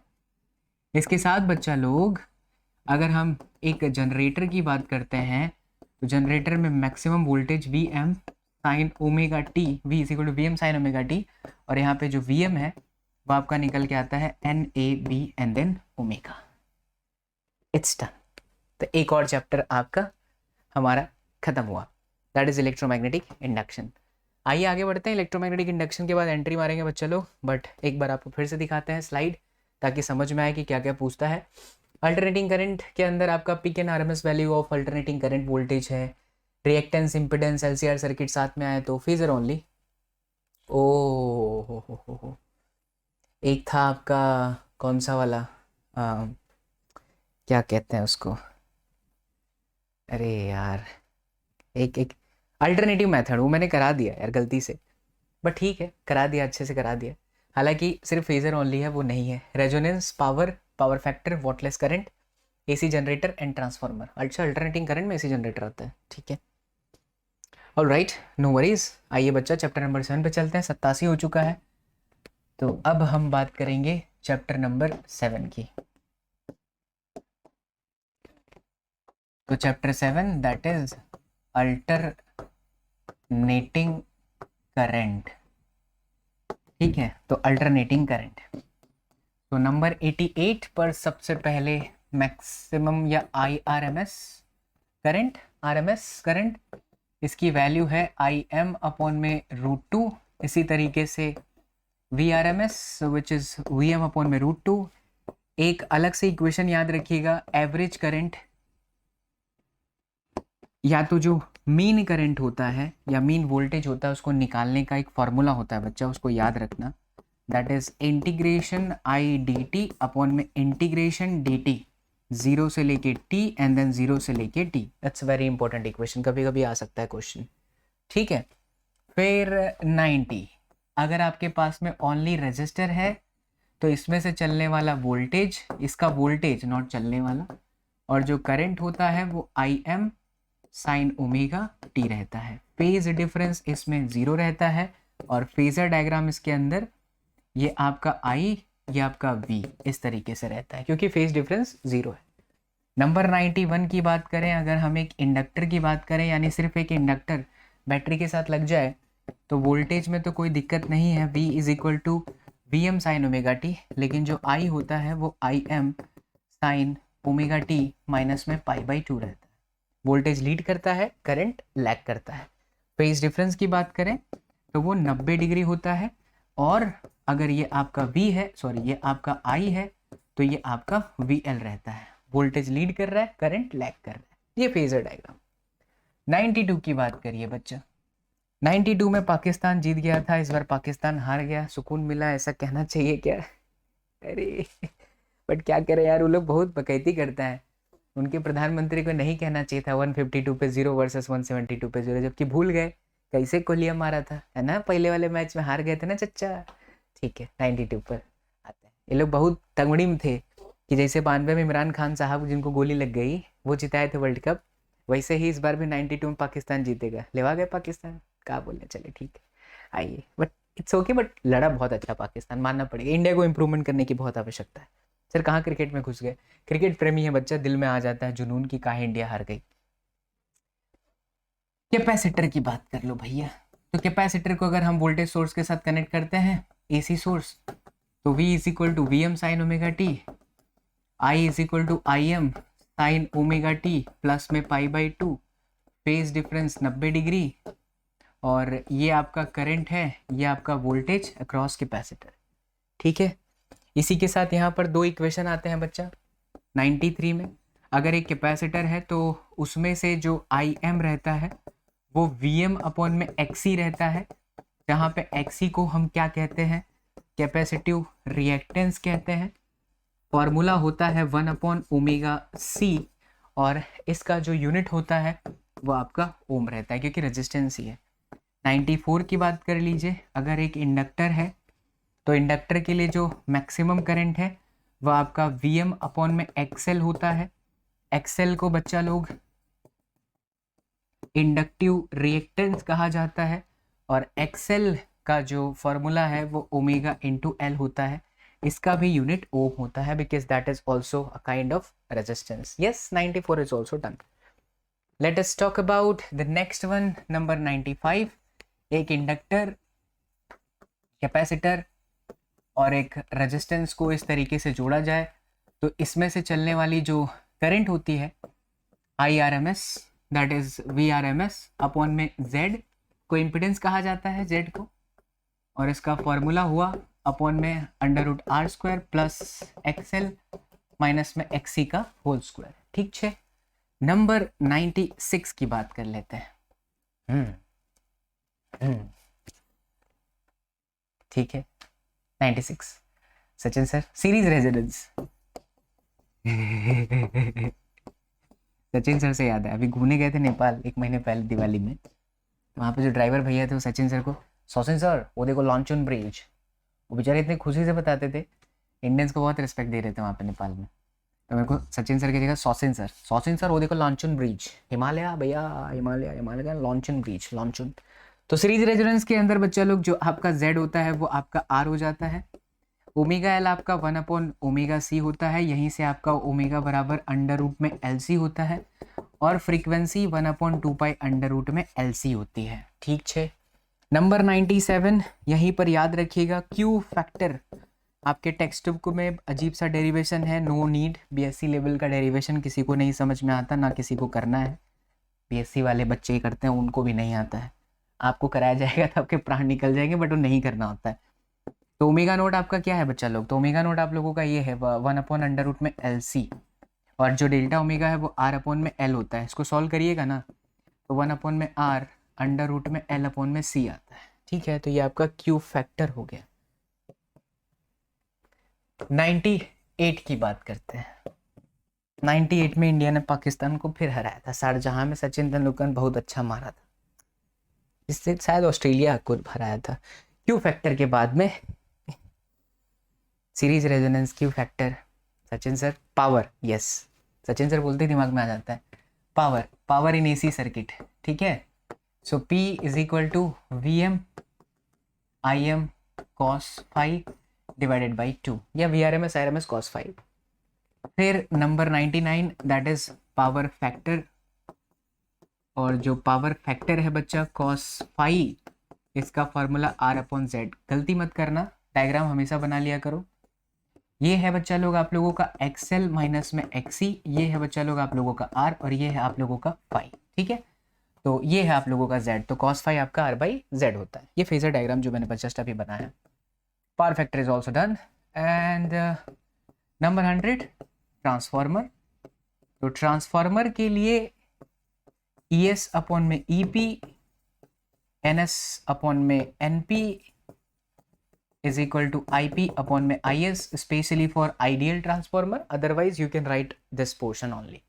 Here NS upon NP is called transformer ratio. Just अभी अभी चैप्टर कराया गया है। चलिए नंबर 100, 100 फॉर्मूले हो गए हमारे, क्या बात है। तो चैप्टर नंबर 7 तक हमारे 100 सूत्र हो गए। चैप्टर 8 में ज़्यादातर प्रॉपर्टीज़ है। इस चैप्टर से बच्चा लोग आप लोगों के लिए क्या है इम्पॉर्टेंट मैं आपको बता देता हूँ। बेसिकली प्रॉपर्टीज़ को अच्छे से करके जाइए। पानी पी लेते हैं, 2 मिनट दीजिए। प्यास मिटी बच्चा लोग फाइनली। तो मैं कह रहा था यहाँ से इंपॉर्टेंट क्या है, तो प्रॉपर्टीज़ बहुत इंपॉर्टेंट है। एंड लास्ट में ये जो एप्लीकेशंस है ना इलेक्ट्रोमैग्नेटिक वेव्स के, कि रेडियो वेव कहाँ यूज़ होता है, माइक्रोवेव क्या इनकी फ्रीक्वेंसी रेंज होती है, वो बहुत इंपॉर्टेंट है। तो आइए इसके फॉर्मूले को आपको फटाफट करवाते हैं। इंटरेस्टिंग, मज़ा आ गया बच्चा। 100 सूत्र हो गए हमारे। अब आते हैं चैप्टर नंबर 8 पे, दैट इज़ इलेक्ट्रोमैग्नेटिक वेव।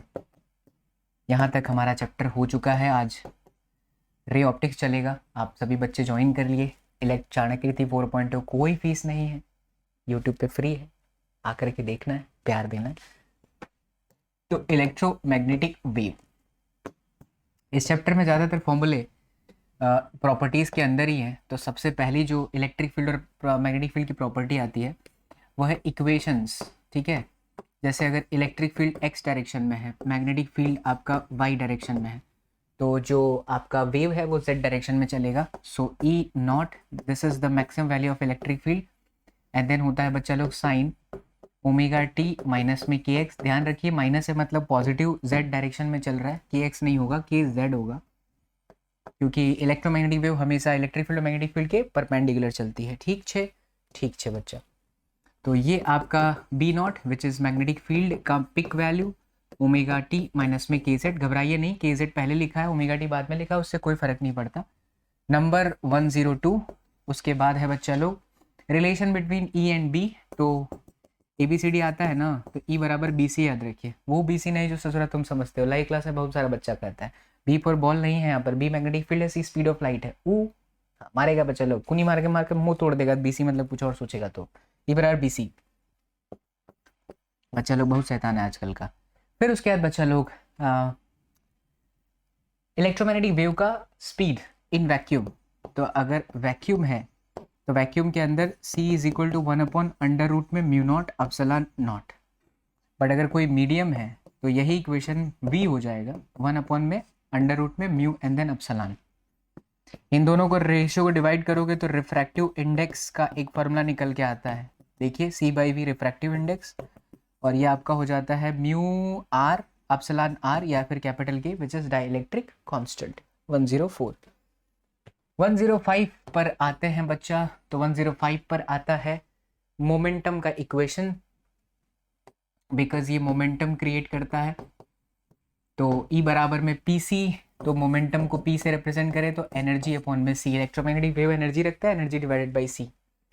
106 पर बच्चा लोग अगर हम फोर्स की बात करें तो momentum by T, so U upon में CT, राइट। और 107 में अगर मैं प्रेशर की बात करूं, यानी इलेक्ट्रोमैग्नेटिक वेव सरफेस पर प्रेशर भी क्रिएट करता है, सो एफ अपॉन में ए हो जाएगा, एफ का इक्वेशन में है U energy, C speed of light, T time and then area. ठीक है, 108 में बच्चा लोग हम बात कर रहे हैं एनर्जी डेंसिटी की। देखिए आपकी किताब में समझाया नहीं है बट एग्जाम्पल लिया हुआ है अजीब सा, तो मैंने आपके एनसीईआरटी के एग्जाम्पल भी चाणक्य नीति एपिसोड के अंदर करवा दिए हैं, जरूर देख लीजिएगा। तो ये आपका होता है E square R M S and then epsilon naught. E R M S मतलब E naught by root two, तो इसे हम ई नॉट का square by two epsilon naught भी कह सकते हैं, या B square R M S divided by two mu naught भी हो सकता है। ये energy density is done. Energy density के बाद बच्चा इंटेंसिटी का इक्वेशन आता है विच इज पी बाई ए, और नहाओगे नहीं 3-4 दिन तक तो बालों में आ जाएगा रूसी, तो रूसी से याद रखिएगा rho into C, not Lucy. Rho मतलब energy density and C is what, that is speed of light. P power है एंड ए आपका एरिया है। बस इस चैप्टर के अंदर यही इक्वेशन है और कोई इक्वेशन है नहीं। के जो होता है वो आपका वेव वेक्टर होता है which is 2 pi by lambda पर मीटर, इसका रेडियन पर मीटर इसका यूनिट होता है। ठीक है, तो चलिए रेडियन पर मीटर ये भी हो गया आपका EMW। नंबर 109 के बाद नंबर 1010 पर आते हैं और अब नए चैप्टर की तलाश करते हैं। चैप्टर कौन सा है बच्चा लोग, तो आपके सामने है देखिए। इसके बाद नंबर 9 पे आता है आपका ऑप्टिक्स, जो आज पढ़ाने वाला हूँ मैं, यानी ये वीडियो कल मिलेगी, तो आज ये चैप्टर आपका चाणक्य नीति में हो जाएगा। Reflection, spherical mirror, mirror formula, refraction of light, TIR, optical fibres, refraction at spherical surface, lenses, thin lens formula, lens makers, magnification, power of lens, combination of thin lens in contact, refraction of light through a prism, optical instrument, microscope, astronomical telescope, reflecting and refracting दोनों हैं, there magnifying powers. Wow, आ जाइए। तो ये आ गया आपका chapter number 9। तो chapter 9 में है रे ऑप्टिक्स। ठीक है, तो रे ऑप्टिक्स में शुरुआत में आपका रिफ्लेक्शन तो कुछ है नहीं, रिफ्लेक्शन में फोकल लेंथ से शुरू कर लेते हैं। 110 पे सबसे पहले फोकल लेंथ, तो focal length f is equal to बच्चा लोग r/2, सबको पता ही होगा। फिर 111 पर आ जाओ, that is magnification of mirror, magnification of mirror. हाँ, तो magnification m is equal to h dash upon में h, यानी इमेज हाइट अपॉन में object height minus v upon में u। 112 पर आते हैं, मिरर फॉर्मूला, वेरी इंटरेस्टिंग, किताब में बहुत अजीब दिया है, मेरे से करोगे बच्चा लोग, आपके जो सेशंस कराता हूँ प्यार हो जाएगा आपको इन सभी टॉपिक से। So 1/f is equal to 1/v plus 1/u, mirror formula. Number 113 बच्चा लोग, रिफ्रैक्शन के अंदर आइए। तो रिफ्रैक्शन के अंदर सबसे पहले स्नेल्स लॉ, स्नेल्स लॉ है n1, रिफ्रैक्टिव इंडेक्स को मैं n1 से रिप्रेजेंट कर रहा हूँ, नीटा sine theta 1 is equal to n2 sine theta 2। ठीक है, यानी इसे हम n sine theta is equal to constant भी कह सकते हैं। ये सेंस हो गया। इसके बाद रिफ्रैक्शन के बाद बच्चा लोग आगे जो है आ जाता है अपेरेंट डेप्थ, रियल डेप्थ। अगर एक ऑब्जर्वर किसी रेयर मीडियम में है और ऑब्जेक्ट देखते हैं, ऑब्जेक्ट रखते हैं, ऑब्जेक्ट बच्चा लोग अगर डेंसर मीडियम में है, ठीक है, और लाइट जो है डेंसर से रेयरर में जा रही है, तो उस परिस्थिति में आपका ऑब्जेक्ट का हाइट इमेज के हाइट से बड़ा होता है, और जो शिफ्ट होता है वो HO माइनस में HI होता है, और जो फॉर्मूला लगता है वो N2 अपॉन में N1 is equal to HO upon में HI होता है। इसे ऐसे याद कर सकते हैं, HI अपॉन में HO is equal to N1 upon में N2, image height upon object height, N1 refractive index जहां पे लाइट जा रही है, और N2 जहां से जा रही है, कहां पे जा रही है अपॉन में कहां से आ रही है। तो ऑब्जेक्ट आपका डेंसर मीडियम मतलब कि सिक्का पानी में रख रहे हैं ना, तो लाइट पानी से निकल करके कहाँ जा रही है, बाहर हवा में जा रही है, तो कहाँ पे जा रही है, हवा में जा रही है। N rare upon N dense, ऐसे याद रखना, ठीक है। कहाँ पे, तो कभी गलती नहीं होगी, और कहाँ से आ रही है, फ्रॉम वेयर, राइट। चलिए, इसी का एक और इंटरेस्टिंग कंडीशन होता है 115 नंबर पर मैं आता हूँ कि सर इसका अगर हम उल्टा कर दें तो, कि अगर सर हमारा ऑब्जेक्ट जो है वो रेयर मीडियम में है, रेयर मीडियम में है, यानी कि मछली जो है वो देख रही है किसको, किसको जो डाई मारता है उसको, वो सिचुएशन कुछ, या चिड़िया को देख रही है, तो जो ऑब्जेक्ट है हमारा वो चिड़िया है, तो लाइट जो है रेयर से कहाँ जा रहा है बच्चा लोग, डेंसर में, सारी सिचुएशन चेंज हो जाती है। इस परिस्थिति में एच आई बड़ा होता है एच ओ से। मेरे याद करने के 2-3 तरीके हैं, मैंने अभी नीट में बच्चों को अलग तरीके से बताया, बोर्ड में अलग तरीके से बताया, तरीका एक ही होता है, मतलब याद करने का तरीका अलग अलग हो सकता है, कॉन्सेप्ट एक ही होता है। मैं ऐसे ही याद कराता था बोर्ड के बच्चों को कि एच आई बड़ा है ना बच्चा, एच आई अपॉन में एच ओ, और एन डेंसर अपॉन में एन रेयरर, या कह दीजिए N2 अपॉन में N1। देखो मैंने इसको चेंज नहीं किया, N2 अपॉन N1 रखा, अब HO बड़ा था तो HO पहले रखा, HI बड़ा तो HI को पहले रखा, या एक नया तरीका सिखाता हूँ। यहाँ पर जो शिफ्ट है वो ऑफ कोर्स आपका HI माइनस में HO होगा, दिस इज बेसिकली शिफ्ट। लेकिन अगर इस तरीके से याद रखना है तब आप HI अपॉन HO को चेंज मत करिए, HI अपॉन में HO को ही रखिए, और ऐसे कहिए N कहाँ पे जा रही है और कहाँ से रेज आ रही है। तो कहाँ पे जा रही है, सोचो कहाँ पे जा रही है, रेयर से डेंसर पे, तो डेंसर में जा रही है, तो एन डेंसर, ये एन डेंसर N2, और कहाँ से आ रही है, रेयर से आ रही है N1। ठीक है, तो देखो बैठ गया। अब आपको जो अच्छा लगे, सचिन सर का ये वाला मेथड, HO बड़ा है तो HO ऊपर आएगा, N2 बाय N1 को एज इट इज रखना है, HI बड़ा है N2 अपॉन N1 को एज इट इज रखना है, तो HI पहले आ जाएगा। This is going to be shift which is HO minus में HI, और यहाँ पर जो है बच्चों वो आपका HI माइनस में HO। वाह, मज़ा आ गया।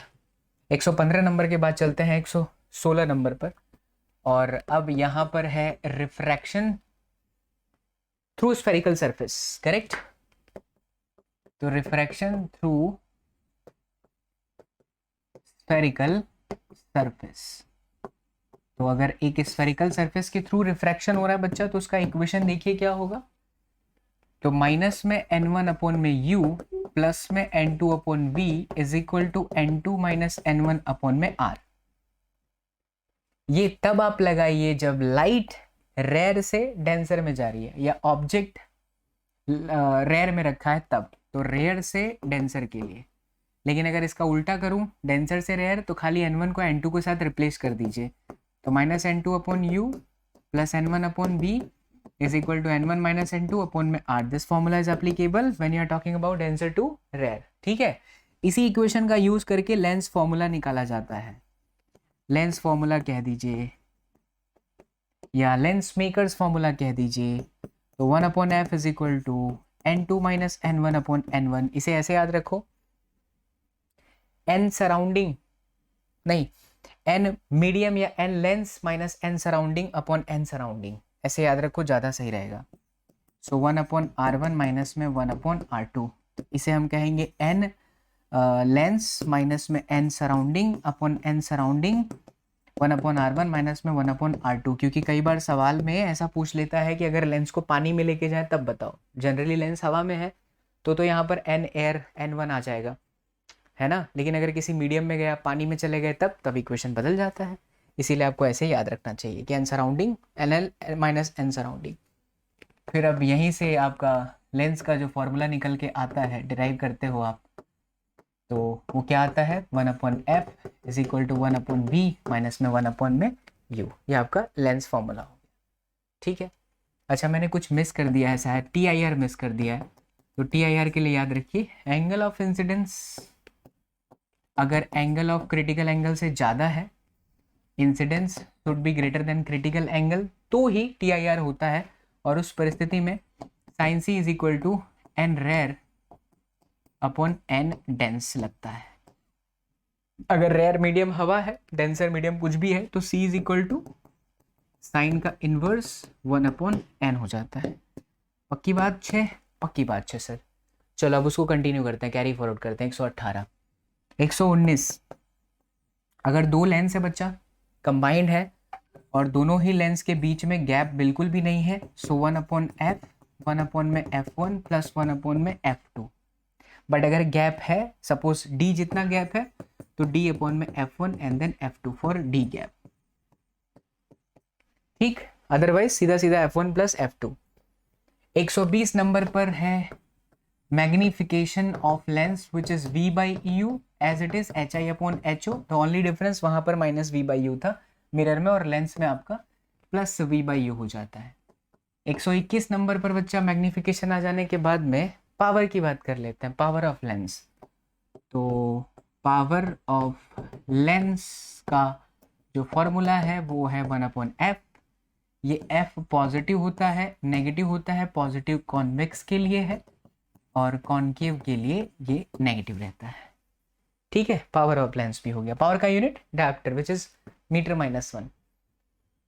All right, everything is done, shorted, ठीक है। अब सीधा प्रिज्म के अंदर आता है। तो 122 नंबर पर प्रिज्म की बात कर लें तो प्रिज्म एंगल, सबसे पहले प्रिज्म के अंदर जितने भी एंगल होते हैं उनका एक रिलेशन होता है which is A plus delta is equal to I plus में E। ये आपका प्रिज्म एंगल है, डेल्टा आपका डेविएशन है, I आपका इंसिडेंट एंगल एंड E आपका emergent angle. 123 refractive index of prism.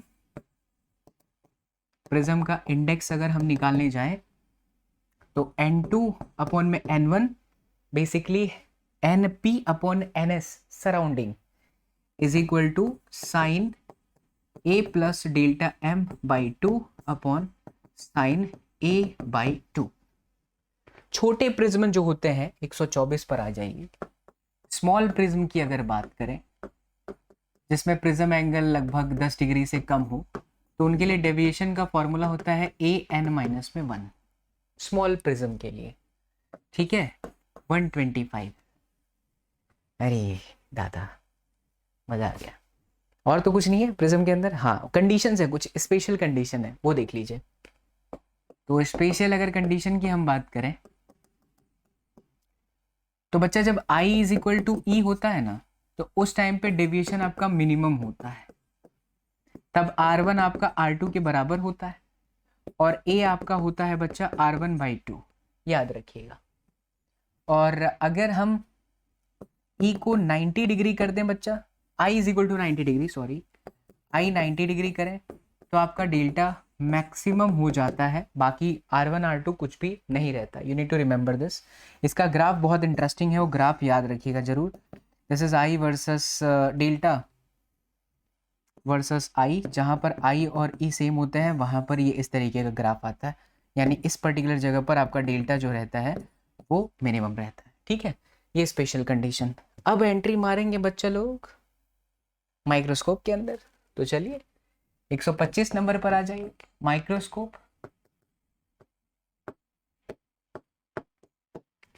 तो simple microscope and then compound microscope. आइए, तो माइक्रोस्कोप के अंदर बच्चा अगर आप इमेज को इन्फिनिटी पर लेकर के आते हैं तो मैग्नीफाइंग पावर का d बाई एफ है डायरेक्टली।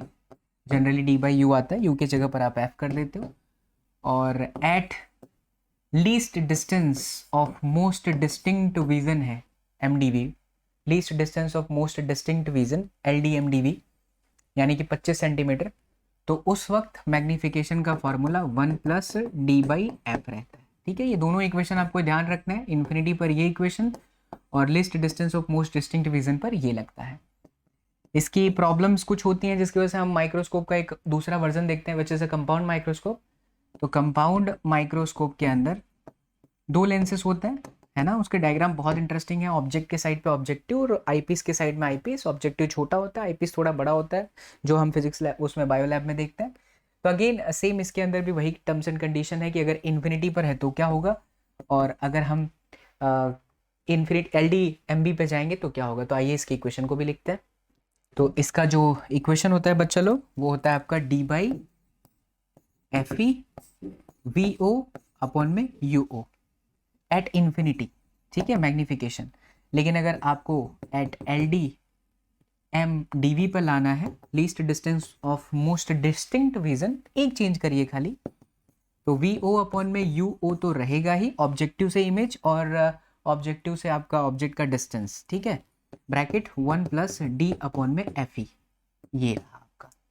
ऐसा इसलिए होता है क्योंकि इसके अंदर दो लेंसेस होते हैं, और मैग्निफिकेशन जब दो लेंसेस होता है तो अच्छा हाँ, एक यहाँ पर इक्वेशंस रह गए, मैं लास्ट में ऐड कर देता हूँ कि power p is equal to p1 plus p2 plus dash dash dash, वो तो 1 अपॉन एफ के साथ ही पता चल गया था। और लेकिन जो मैग्निफिकेशन होता है वो यहाँ लिख देता हूँ बच्चा 127, ऐसे याद रखिए कि जब दो लेंसेज का कॉम्बिनेशन होता है तो overall magnification m1 into m2 dash dash dash चलता है। खैर यहाँ दो लेंसेज ऑब्जेक्ट और आपका आईपीस है, तो ऑब्जेक्ट के लिए जो लेंस का मैग्निफिकेशन हुआ वो v बाई ओ होता है, तो ऑब्जेक्ट है तो vo बाई यू ओ, और दूसरा आईपीस है, आईपीस से कहाँ मिलता है d पर, एंड देन एफ ई, तो d बाई एफ ई है ना, तो image distance upon the focal length d by F, जो पहले यहाँ पर भी है। 127 number, the astronomical telescope, astronomical telescope. इसमें एक और चीज पूछी जाती है, दैट इज ट्यूब लेंथ। वो जब आप डायग्राम देखोगे तो आपको याद हो जाएगा उसके साथ, तो उसे ना रटने की कोशिश करें क्योंकि थोड़ा गलत हो जाता है। आइए एस्ट्रोनॉमिकल टेलीस्कोप की बात कर लेते हैं। एस्ट्रोनॉमिकल टेलीस्कोप वही जो तारों की, चंद्रमा की, ग्रहों की बात करते हैं, तो इसमें भी सेम कंडीशन आएगा, at infinity and then at the L D M D V. आइए देखिए, तो बच्चा अगर हम यहाँ पर, अच्छा इसके अंदर कंडीशन क्या रहती है कि ऑब्जेक्ट के साइड पर बड़ा होता है, क्योंकि तारों से आने वाली रेस बहुत सारी होती है तो उसको लार्जली कलेक्ट करना पड़ता है, इसलिए जो ऑब्जेक्ट के साइड होता है वो बड़ा होता है, और जो आपका इमेज के साइड होता है, मतलब आईपीस के साइड होता है, वो लेंस छोटी होती है, अक्सर आपने देखा होगा। तो एस्ट्रोनॉमिकल टेलीस्कोप के अंदर अगर हम बात करें इन्फिनिटी पर, तो at infinity which is minus में एफ ओ अपॉन में F E, right, and then D upon में एफ ओ। मैं गलत जा रहा हूँ क्या? जस्ट अ सेकेंड बच्चा लोग, सॉरी, मैं कैसे गलती कर सकता हूँ, इसको तो बहुत बार करा है, सीधा सीधा एफ ओ अपॉन एफ ही है, खत्म। और अगर एल डी पर जाएंगे at L D M D V, तो यही इक्वेशन में माइनस एफ ओ अपॉन में F E, 1 plus D upon में F E, right. So this is the astronomical telescope के लिए at infinity and at L D M D V. इसको correct कर लीजिएगा बच्चा, जस्ट मैंने अभी चेक कर लिया आपके एनसीईआरटी में से, तो एफ ई अपॉन में डी, ठीक है। इसको इतने अच्छे से एनसीईआरटी में एक्सप्लेन भी नहीं किया, लेकिन ये मैंने आपको नीट के क्लास में बहुत अच्छे से कराया था, प्रचंड बैच, और वो ज़्यादा समय नहीं हुआ, 1 महीना ही हुआ है, तो नोट्स ऑलरेडी मेरे पास पड़े हुए हैं आईपैड के अंदर, तो उसी से ये सारे के सारे इक्वेशंस बहुत आसान बन जाते हैं। और ये पूरा आपको मिल जाएगा, आपको कहाँ मिलेगा बच्चा लोग? तो टेलीग्राम में मिलेगा, तो टेलीग्राम ज्वाइन करना ना भूलना। अच्छा 128 नंबर, कैसे ग्रेन बोलते हैं इसको ना, जिसके अंदर एक ऑब्जेक्ट के तौर पे एक कॉनकेव रहता है, फिर यहाँ कॉन्वेक्स रहता है, फिर वो बीच में ऐसे जाता है, कुछ इस तरीके का शेप रहता है, राइट। ये भी मैंने आपको प्रचंड बैच के अंदर पढ़ाया था। तो कैसे ग्रेन टेलीस्कोप, इसको रिफ्लेक्टिंग टेलीस्कोप भी बोलते हैं। और अगर इसके अंदर हम बात करें बच्चा लोग मैग्निफिकेशन का, तो इसका मैग्निफिकेशन भी same minus F O upon में एफ ई, ठीक। तो ये आपका आ गया एफ ओ अपॉन में F E, magnifying power, same telescope के जैसा ही ये रहता है। आया था ये 2019 में, 2019 का पेपर सीबीएसई का इतिहास का सबसे कठिन पेपर माना जाता है, और उस कठिन समय में ये पूछा गया था कैसे ग्रेन टेलीस्कोप। तो इस तरीके से 128 सूत्रों के साथ हमारा चैप्टर और ख़त्म होता है, दैट इज़ रे ऑप्टिक्स। आगे बढ़ते हैं, वे ऑप्टिक्स के अंदर एंट्री मारते हैं। आइए देखिए वे ऑप्टिक्स के अंदर क्या क्या है बच्चा लोग, फिर उसे भी आप लोगों को मैं अच्छे से नोट्स के साथ लिखते चले जाता हूँ, पर उससे पहले हम देख लेते हैं कि क्या क्या है इसके अंदर, राइट। तो वे ऑप्टिक्स है, हाइजेंस प्रिंसिपल में तो कुछ भी नहीं आता है, कोई फॉर्मूले नहीं है। रिफ्लेक्शन रिफ्रैक्शन का सिर्फ एक्सप्लेनेशन है, proof of loss of reflection and refraction जो कर लिया हमने। इंटरफेरेंस से आपके इक्वेशंस बनने शुरू होंगे, एम्पलीट्यूड आता है, वाईडीएससी है, expression of fringe with no derivation, final expression only, coherent sources and sustained interference of light, diffraction due to a single slit width of a central maxima and qualitative treatment only, मतलब सिर्फ equation से, ठीक। तो आइए समझाते हैं आपको आपके सीबीएसई बोर्ड से रिलेटेड कौन कौन से इक्वेशंस यहाँ पर काम के हैं। तो बच्चा ये है आपका chapter number 10। Chapter number 10 is your wave optics. बहुत सारी चीजें इसमें से कट चुकी हैं। तो वेव ऑप्टिक्स के अंदर कहाँ तक पहुंचे हम लोग? 128 ना, 129 नंबर पर चलें।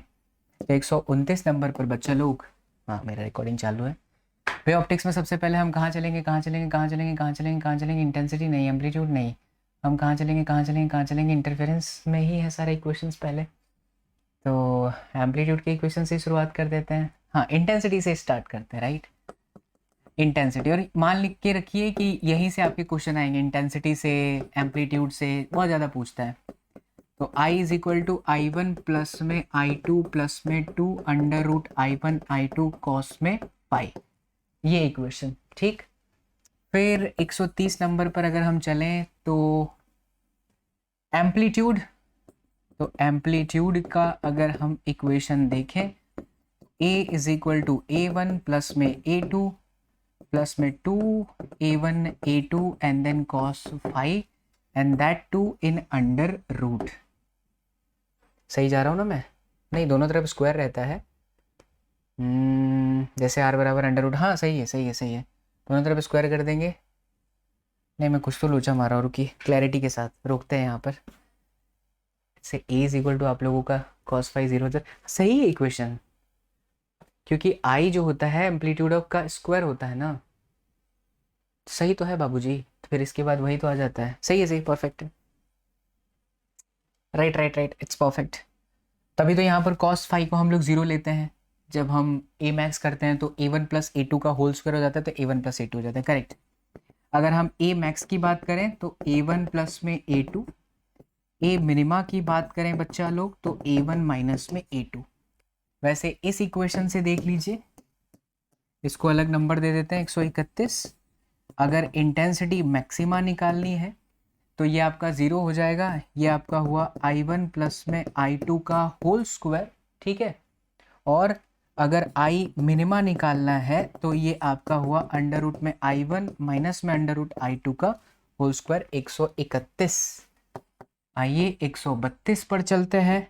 अब आ जाता है आपका YDSC, जिसके अंदर हाँ path difference, yes, path difference X D by capital D is equal to N lambda, या फिर आप ऐसे समझो कि X D by capital D which is a path difference, इसको हम डी साइन थीटा भी लिख सकते हैं ना, तो वो भी हमें याद रखना चाहिए। X D by capital D is equal to D sine theta, last में डेरिवेशन से वही आता है। पाथ डिफरेंस के अंदर बच्चा कंस्ट्रक्टिव की बात कर लो, कंस्ट्रक्टिव में एन लैम्बडा हो जाता है। और YDSC की हम बात करें, path difference X D by capital D is equal to 2n minus में 1 लैम्बडा बाई 2, ये है आपका कंस्ट्रक्टिव, नहीं ये है आपका डिस्ट्रक्टिव, ठीक है। x आपकी किताब में y भी हो सकता है, बेसिकली मैं सेंट्रल मैक्सिमा से ऊपर के डिस्टेंस को कंसिडर कर रहा हूँ। ये 134 नंबर पर चलते हैं, दैट इज फ्रिंज विथ, ठीक है। तो अगर हम फ्रिंज विथ की बात करें so beta lambda capital D upon में स्मॉल डी, ये बैक टू बैक डार्क के लिए भी सेम है और बैक टू बैक बच्चा लोग ब्राइट के लिए भी सेम है। इसी इक्वेशंस को थोड़ा सा चेंज कर दीजिए ना, तो ये आप लोगों का डिफ्रैक्शन का भी हो जाता है। ध्यान देना कैसे मैं चेंजेस कर रहा हूँ। ये जो डी है ये आप लोगों का ए रहता है डिफ्रैक्शन में, दो स्लिट के बीच का डिस्टेंस, और एक्स बाई डी को थीटा कह दो, तो ए इंटू थीटा उल्टा करना है। अगर हमने 2n माइनस 1 लैम्बडा बाई 2 कहा तो ये मैक्सिमम डिफ्रैक्शन के लिए आता है, और यही equation a into theta is equal to हमने n लैम्बडा कहा तो ये बच्चा मिनिमम डिफ्रैक्शन के लिए आता है। एक बहुत इंपॉर्टेंट क्वेश्चन याद रखना कि डिफ्रैक्शन और इंटरफेरेंस के बीच में डिफरेंस, कि कौन वेव फ्रंट की वजह से हो रहा है, किसकी जो स्लिट्स होती हैं या जो फ्रिंजेस होते हैं वो सेम इंटेंसिटीज़ के होते हैं, डार्क ब्राइट कब मिलता है, वो बहुत अच्छे से आप करके जाइए। तो ये है आपका मैक्सिमा के लिए, है मिनिमा के लिए, ये आपके डिफ्रैक्शन की इक्वेशन, ये आपके डिफ्रैक्शन की इक्वेशन। बाकी ये पूरा चैप्टर प्रचंड बैच के अंदर पूरा फ्री में आपको यूट्यूब पर पढ़ाया गया है। अभी ज़्यादा समय नहीं हुआ, 20-25 दिन हुआ है। डेप्थ में आपको लेक्चर समझने हैं तो आप प्लेलिस्ट चेक करके प्रचंड बैच को जरूर ऑब्जर्व कर लेना। यहाँ से आपके माइक्रोस्कोप और वो जो टेलीस्कोप के रिजॉल्विंग पावर आते थे वो सिलेबस में नहीं है, देख लीजिए, नहीं है, with of central maxima, right. आगे बढ़ते हैं बच्चा, चलिए अब हम कहाँ पहुँच चुके हैं, चैप्टर नंबर 10 के बाद में डीएनआर पर एंट्री मारते हैं, which is dual nature of radiation and matter. तो अभी जाओ बच्चा लोग, कहाँ तक पहुँच गए, 134, चैप्टर नंबर 11।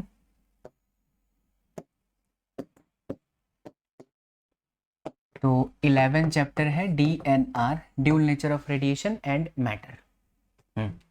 इसमें तो सबसे पहले आपका वर्क फंक्शन 137 कहाँ तक पहुँच गए, 134, 134 आर यू श्योर, 133, 34 मैं कैसे कर दिया, 134 यहीं पर है, 135 है ये, 136 है, 137, तो 137 सबसे पहले वर्क फंक्शन।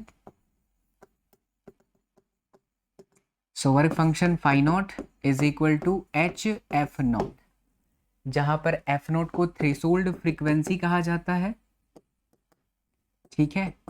और अगर इसी का relation F naught is equal to C by lambda naught कहते हैं, तो ये जो लैम्बडा नॉट है उसको थ्रेशोल्ड वेवलेंथ कहते हैं।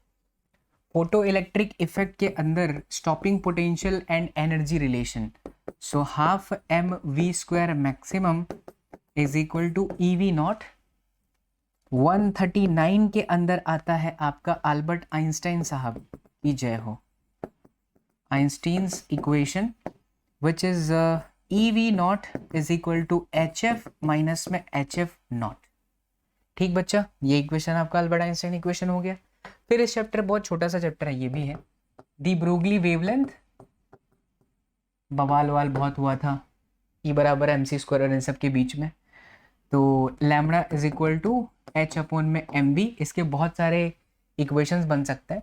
एम बी की जगह पर आप अंडर रूट में 2m k कह सकते हो, विच इज काइनेटिक एनर्जी, और यही काइनेटिक एनर्जी h अपॉन में under root 2m e v हो सकता है, which is a potential difference.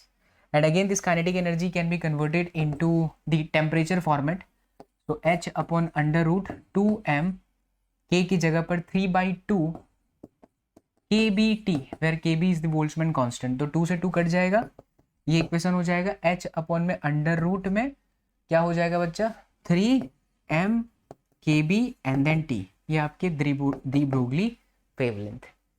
इसके साथ एक और चीज आती है इस चैप्टर के अंदर, विच इज दी ब्रोगली का हाइपोथेसिस है, वो कि 2πr is equal to N lambda, कि अगर कोई भी इलेक्ट्रॉन किसी ऑर्बिट में है तो उसका जो सरकमफेरेंस होता है वो हमेशा इंटीजर मल्टीपल ऑफ वेवलेंथ है। ये आपके इस चैप्टर के सबसे ज़्यादा पूछे जाने वाले इक्वेशन, डीएनआर भी डन। आइए चलिए आगे बढ़ते हैं। डीएनआर के बाद बच्चा लोग हम आगे बढ़ेंगे चैप्टर नंबर 12 में। तो चैप्टर नंबर 12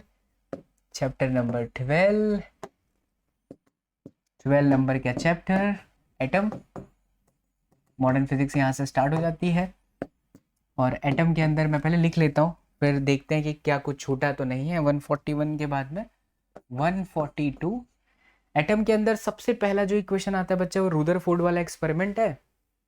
फिर कहानी है उसके अंदर कोई इक्वेशन तो है नहीं, बोहर्स मॉडल के अंदर है, रेडियस है, वेलोसिटी है, फ्रीक्वेंसी है, एक निकल जाता है तो सब धड़ाधड़ आते हैं, तो एक याद रखो अच्छे से, रेडियस का और एनर्जी का। तो रेडियस की पहले बोहर मॉडल देख लेते हैं, ठीक है। तो बोहर्स हाइपोथेसिस से M V R is equal to N H upon में 2π पहला। फिर 143 में रेडियस का इक्वेशन 0.529 इंटू 10 पावर रहता है बच्चा लोग, बट अगर रियल इक्वेशन याद करने जाएं तो r बराबर N square H square epsilon naught upon में पाई एम जेड ई का स्क्वायर। 144 एनर्जी का बात करें तो माइनस में M E 4 upon 8 epsilon naught square N square and then H square, इसी का माइनस में 13.6 बटे में एन स्क्वायर। अगर हाइड्रोजन है तो z हमने हटा दिया, बिकॉज z की वैल्यू कितनी होती है 1। 144 के बाद में 145 वेवलेंथ, रेडिएशन के समय में लाइमन हो, बामर हो, पास्चन हो, ब्रेकेट हो, फंड हो, तो 1 upon lambda is equal to r, 1 upon 1 का square minus 1 upon N square. N अगर आप 2 रख देते हो तो ये आपका लाइमन, गलत जा रहा हूँ क्या मैं, 1/1 माइनस, नहीं नहीं नहीं सही है। अगर यहाँ पर 2 है ना तो ये लाइमन हुआ, और अगर यहाँ पर 2 से स्टार्ट होगा तो ये बामर हो जाएगा। यहाँ 3 स्क्वायर होगा, यहाँ 4 आएगा, तो आपका लाइमन बामर पार्शियल ब्रैकेट फंड ऐसे सीरीज में चल सकता है, राइट। तो अगर यहाँ 1 है तो लाइमन है, अदरवाइज फिर बामर, फिर पार्शियल, फिर ब्रैकेट और फिर फंड। 145 के बाद में 146 बोहर्स का एक और हाइपोथेसिस था जो मैंने यहाँ मिस किया, कि अगर एक हायर से लोअर में जाता है, हाई एनर्जी वाले ऑर्बिट हायर से लोअर वाले में जाता है, तो वो HF जितनी एनर्जी को रिलीज करता है in the form of frequency. कई बार ऐसे क्वेश्चन पूछे जाते हैं कि अगर वो मान लीजिए कि किसी ऑर्बिट में है, मतलब कि किसी एनर्जी लेवल में है, मान लीजिए कि n बराबर 4 में है वो, ठीक है, ये 3, ये 2, ये 1, और यहाँ से अगर वो जंप मारता है 1 में आता है, तो कितने फोटोन्स बाहर रिलीज कर सकता है। तो नंबर ऑफ फोटोन्स कैलकुलेट करने का सिंपल इक्वेशन है n(n-1) डिवाइडेड बाई 2। अगर 4 है तो 4 × 12/2 6, सीधा सीधा 6 फोटोन बाहर निकाल देगा, ठीक। तो एनर्जी, रेडियस, वेवलेंथ, एनर्जी का difference and the number of photon. X rays तो आपके सिलेबस में है नहीं, बराबर, एक बार देख लेते हैं इसमें क्या कुछ मिस तो नहीं हुआ। ऑलमोस्ट हम लोग कवर कर चुके हैं सब कुछ। तो आइए एक बार NCERT के स्लाइड पर चले जाते हैं, ठीक है, एवरीथिंग इज फाइन। तो अल्फा पार्टिकल स्कैटरिंग एक्सपेरिमेंट कहानी है इसमें, रुदरफोर्ड में कहानी है। Expression of radius of nth possible orbit, correct, velocity निकाल लिया, of hydrogen line spectra, that's it, और तो है ही नहीं इसके अंदर। न्यूक्लियाई के अंदर आते हैं। Composition and size of the nucleus, R का एक इक्वेशन, न्यूक्लियर फोर्स में कुछ नहीं, mass energy relation, mass defect, yes है, we have binding energy per nucleon and mass number, nuclear fission and nuclear fusion. कहानी है सिर्फ इसके अंदर, 2-4 इक्वेशन ही बचे हुए हैं बच्चा। तो अब आ जाइए 13 नंबर के चैप्टर पे। 13 नंबर का जो चैप्टर है वो है आपका न्यूक्लियस, न्यूक्लियाई, ठीक है। कहाँ तक पहुंचे? तो इक्वेशन है आप लोगों का 147, 148 पे न्यूक्लियाई की बात करते हैं। तो nuclei nuclei nuclei nuclei nuclei nuclei, हाँ, radius of the nucleus which is r is equal to r0 a की power 1/3, where a is the mass number, r0 की वैल्यू 1.1 फेम्टोमीटर से लेकर के 1.5 फर्मी के बराबर होता है, which is a constant value. फिर 149 पे बच्चा मास डिफेक्ट। मास डिफेक्ट अगर निकालना है तो डेल्टा m की बात चल रही है। Delta m is equal to ZMP, total number of mass, total mass number of proton, plus NMN, और उसमें से हम न्यूक्लियस के मास को माइनस कर देते हैं, ये न्यूक्लियस का मास। तो जो भी आया वो आपका डेल्टा m है, मास डिफेक्ट, और इसी को अगर हम c² से मल्टीप्लाई कर देते हैं, या सीधा कहिए कि delta m into 931.75 mega electron volt कर देते हैं, तो ये आपका बाइंडिंग एनर्जी हो जाता है, ठीक है, ये बाइंडिंग एनर्जी कही जाती है। 150 नंबर पर बच्चा, क्या बात है, 150 नंबर के फॉर्मूले में पर न्यूक्लियन बाइंडिंग एनर्जी अगर पूछा गया है तो EBN is equal to EB divided by A, correct. चलो, तो 150 ये आपका डन। बाकी इस चैप्टर के अंदर कुछ भी नहीं है, alpha decay, beta decay, gamma decay सब गया। न्यूक्लियर फिजन के अंदर कहानी है, एंड अगेन न्यूक्लियर फ्यूजन के अंदर कहानी है। So finally the last chapter number 14, जिसमें फॉर्मूले है ही नहीं, बहुत प्यारा चैप्टर है, बहुत बार SSP प्लेटफॉर्म पर पढ़ाया जा चुका हूँ। इनफैक्ट यूट्यूब पे अगर सबसे ज़्यादा आपको वीडियोस दिखाई देंगी सेमीकंडक्टर की किसी बंदे की, तो आपके बाबा SSP की दिखाई देंगी। And definitely you will be in love with semiconductor and devices if you start learning the physics from this channel. तो एनर्जी बैंड, इसमें फॉर्मूला नहीं है, is equal to HF HC by lambda, उसको क्या है बताना तो बहुत बार हो चुका है। इंट्रिंसिक एक्सट्रिंसिक कहानी, PN में कहानी, सेमीकंडक्टर डायोड में characteristic forward and reverse, application junction diode, diode as rectifier. नहीं है बच्चा, कोई यहाँ पर फॉर्मूला नहीं है। बस अगर फॉर्मूले की जगह पर मैं आपको एक पॉइंट बता दूं तो बहुत सही रहेगा, उसको ध्यान से देख लीजिए। वैसे नीट के अंदर है, जैसे ट्रांजिस्टर वगैरह के अंदर करने जाएंगे तो रहता है। तो सेमीकंडक्टर डिवाइसेस, हाँ, ये होता है ना Ni का square is equal to Ne into NH, ये याद रखना। जहाँ पर Ni number density of pure intrinsic semiconductor, Ne is the number density of electron and NH is equal to number density of hole. इसे mass recombination mass action law कहा जाता है, recombination rate से ही आता है कि अगर प्योर इंट्रिंसिक सेमीकंडक्टर है तो Ni का स्क्वायर है, और अगर आप लोगों का कोई मान लीजिए एन टाइप सेमीकंडक्टर या पी टाइप सेमीकंडक्टर, जितने तेज़ी से इलेक्ट्रॉन होल बनता है उतनी तेज़ी से वापस एक इलेक्ट्रॉन उसके अंदर आके बैठ जाता है। ये मैंने अभी हाल ही में 4 घंटे का एक लेक्चर डाला है नीट वाले स्टूडेंट्स के लिए जो नीट की तैयारी कर रहे हैं, इसी प्लेटफॉर्म पर बच्चा कंप्लीट चैप्टर, अगर आपको देखना है तो मिस मत करना। बहुत सारे स्टूडेंट्स देख रहे हैं और उनको इस चैप्टर से प्यार हो जा रहा है। So this is done.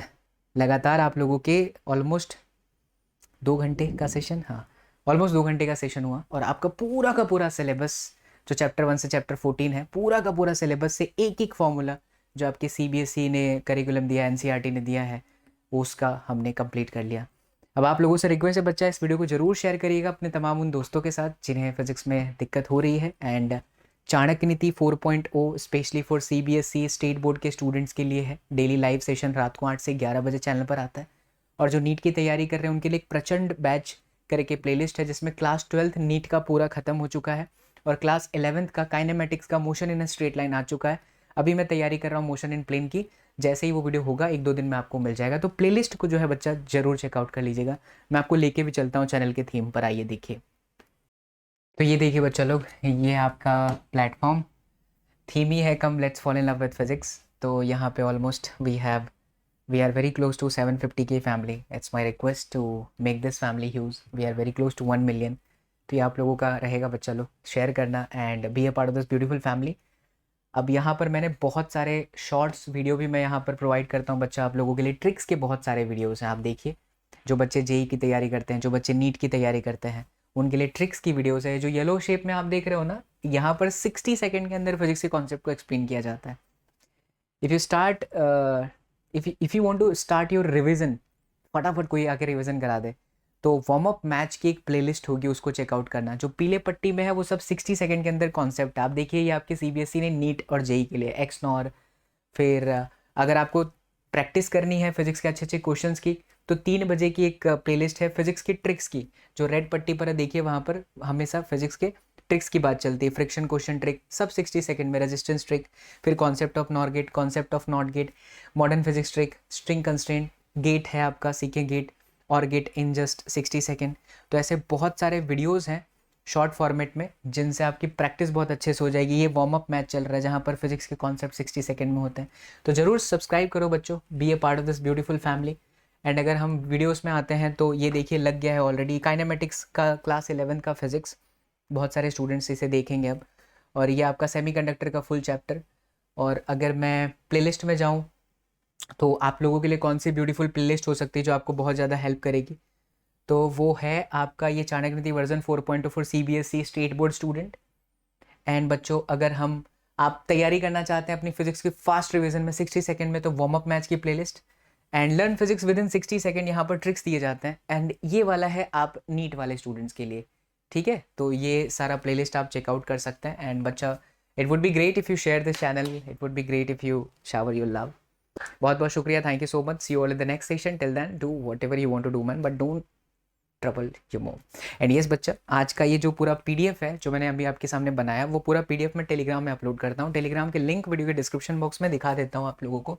किसी भी वीडियो में आप चले जाएंगे, जैसे अभी लेटेस्ट मैं काइनेमेटिक्स वाला ही वीडियो ओपन कर लेता हूँ, ठीक है। 3 घंटे का लगातार बैक टू बैक सेशन था। तो अगर मैं इसके प्लेलिस्ट में जाता हूँ तो ये देखिए, प्लेलिस्ट में हम गए और प्लेलिस्ट के अंदर हैंड रिटन नोट्स का एक बना होगा, to get handwritten notes join our Telegram. तो टेलीग्राम पर आप क्लिक कर लो। टेलीग्राम पर आप जैसे ही क्लिक करोगे बच्चा लोग, ओपन टेलीग्राम डेस्कटॉप पर क्लिक कर लीजिए, व्यू इन टेलीग्राम आप लोगों में डाउनलोड रहता ही है। ओपन टेलीग्राम डेस्कटॉप, अच्छा ये मुझे ओपन करना पड़ेगा, ओपन हो गया, करेक्ट। तो यहाँ पर देखो, ये कुछ इंपॉर्टेंट भी रहते हैं आप लोगों के लिए, जहाँ पर कुछ अच्छे अच्छे स्टूडेंट्स, क्योंकि पिछले 8 महीने का एक्सपीरियंस था मेरा, तो उन सभी के लिए रहता है। फिर यहाँ पर क्वेश्चंस भी आप लोगों को दे दिया जाता है, देखिए क्वेश्चन है, आप उसका आंसर करिए, अपडेट आ जाता है। और नोट्स, ये यहाँ पर वीडियोस को मैंने पहले ही बता दिया। और अगर आपको नोट्स वगैरह जो भी चाहिए वो यहीं पर मिलेगा, notes notes notes notes notes, warm up match, microwaves question. ये देखिए चाणक्य नीति का डे 8, जैसे ये चैप्टर हुआ उसके तुरंत बाद ये नोट्स आ गए। तो जैसे आज का ये पूरा लेक्चर देखा आपने, उसके तुरंत बाद ये वीडियो होगा, उसके ठीक नीचे आपको नोट्स मिलेंगे, आप उसे डाउनलोड भी कर सकते हैं। So don't miss this opportunity बच्चा, ज़रूर बनिएगा हिस्सा। एंड अगर आपको कुछ भी दिक्कत आती है तो you can follow me on Instagram, you can DM me on Instagram, I am heavily activated. Genuine question का डाउट रहता है तो मैं ज़रूर रिप्लाई करता हूँ, इनफैक्ट कॉल भी करता हूँ बच्चा लोगों को। तो चलिए, बहुत बहुत शुक्रिया बच्चा लोग, थैंक यू सो मच। मिलते हैं अगले सेशन में, तब तक के लिए खुश रहें, मुस्कुराते रहें, मुस्कुराहट के साथ फिजिक्स पढ़ते रहें। Bye, take care, love you all, जय हिंद।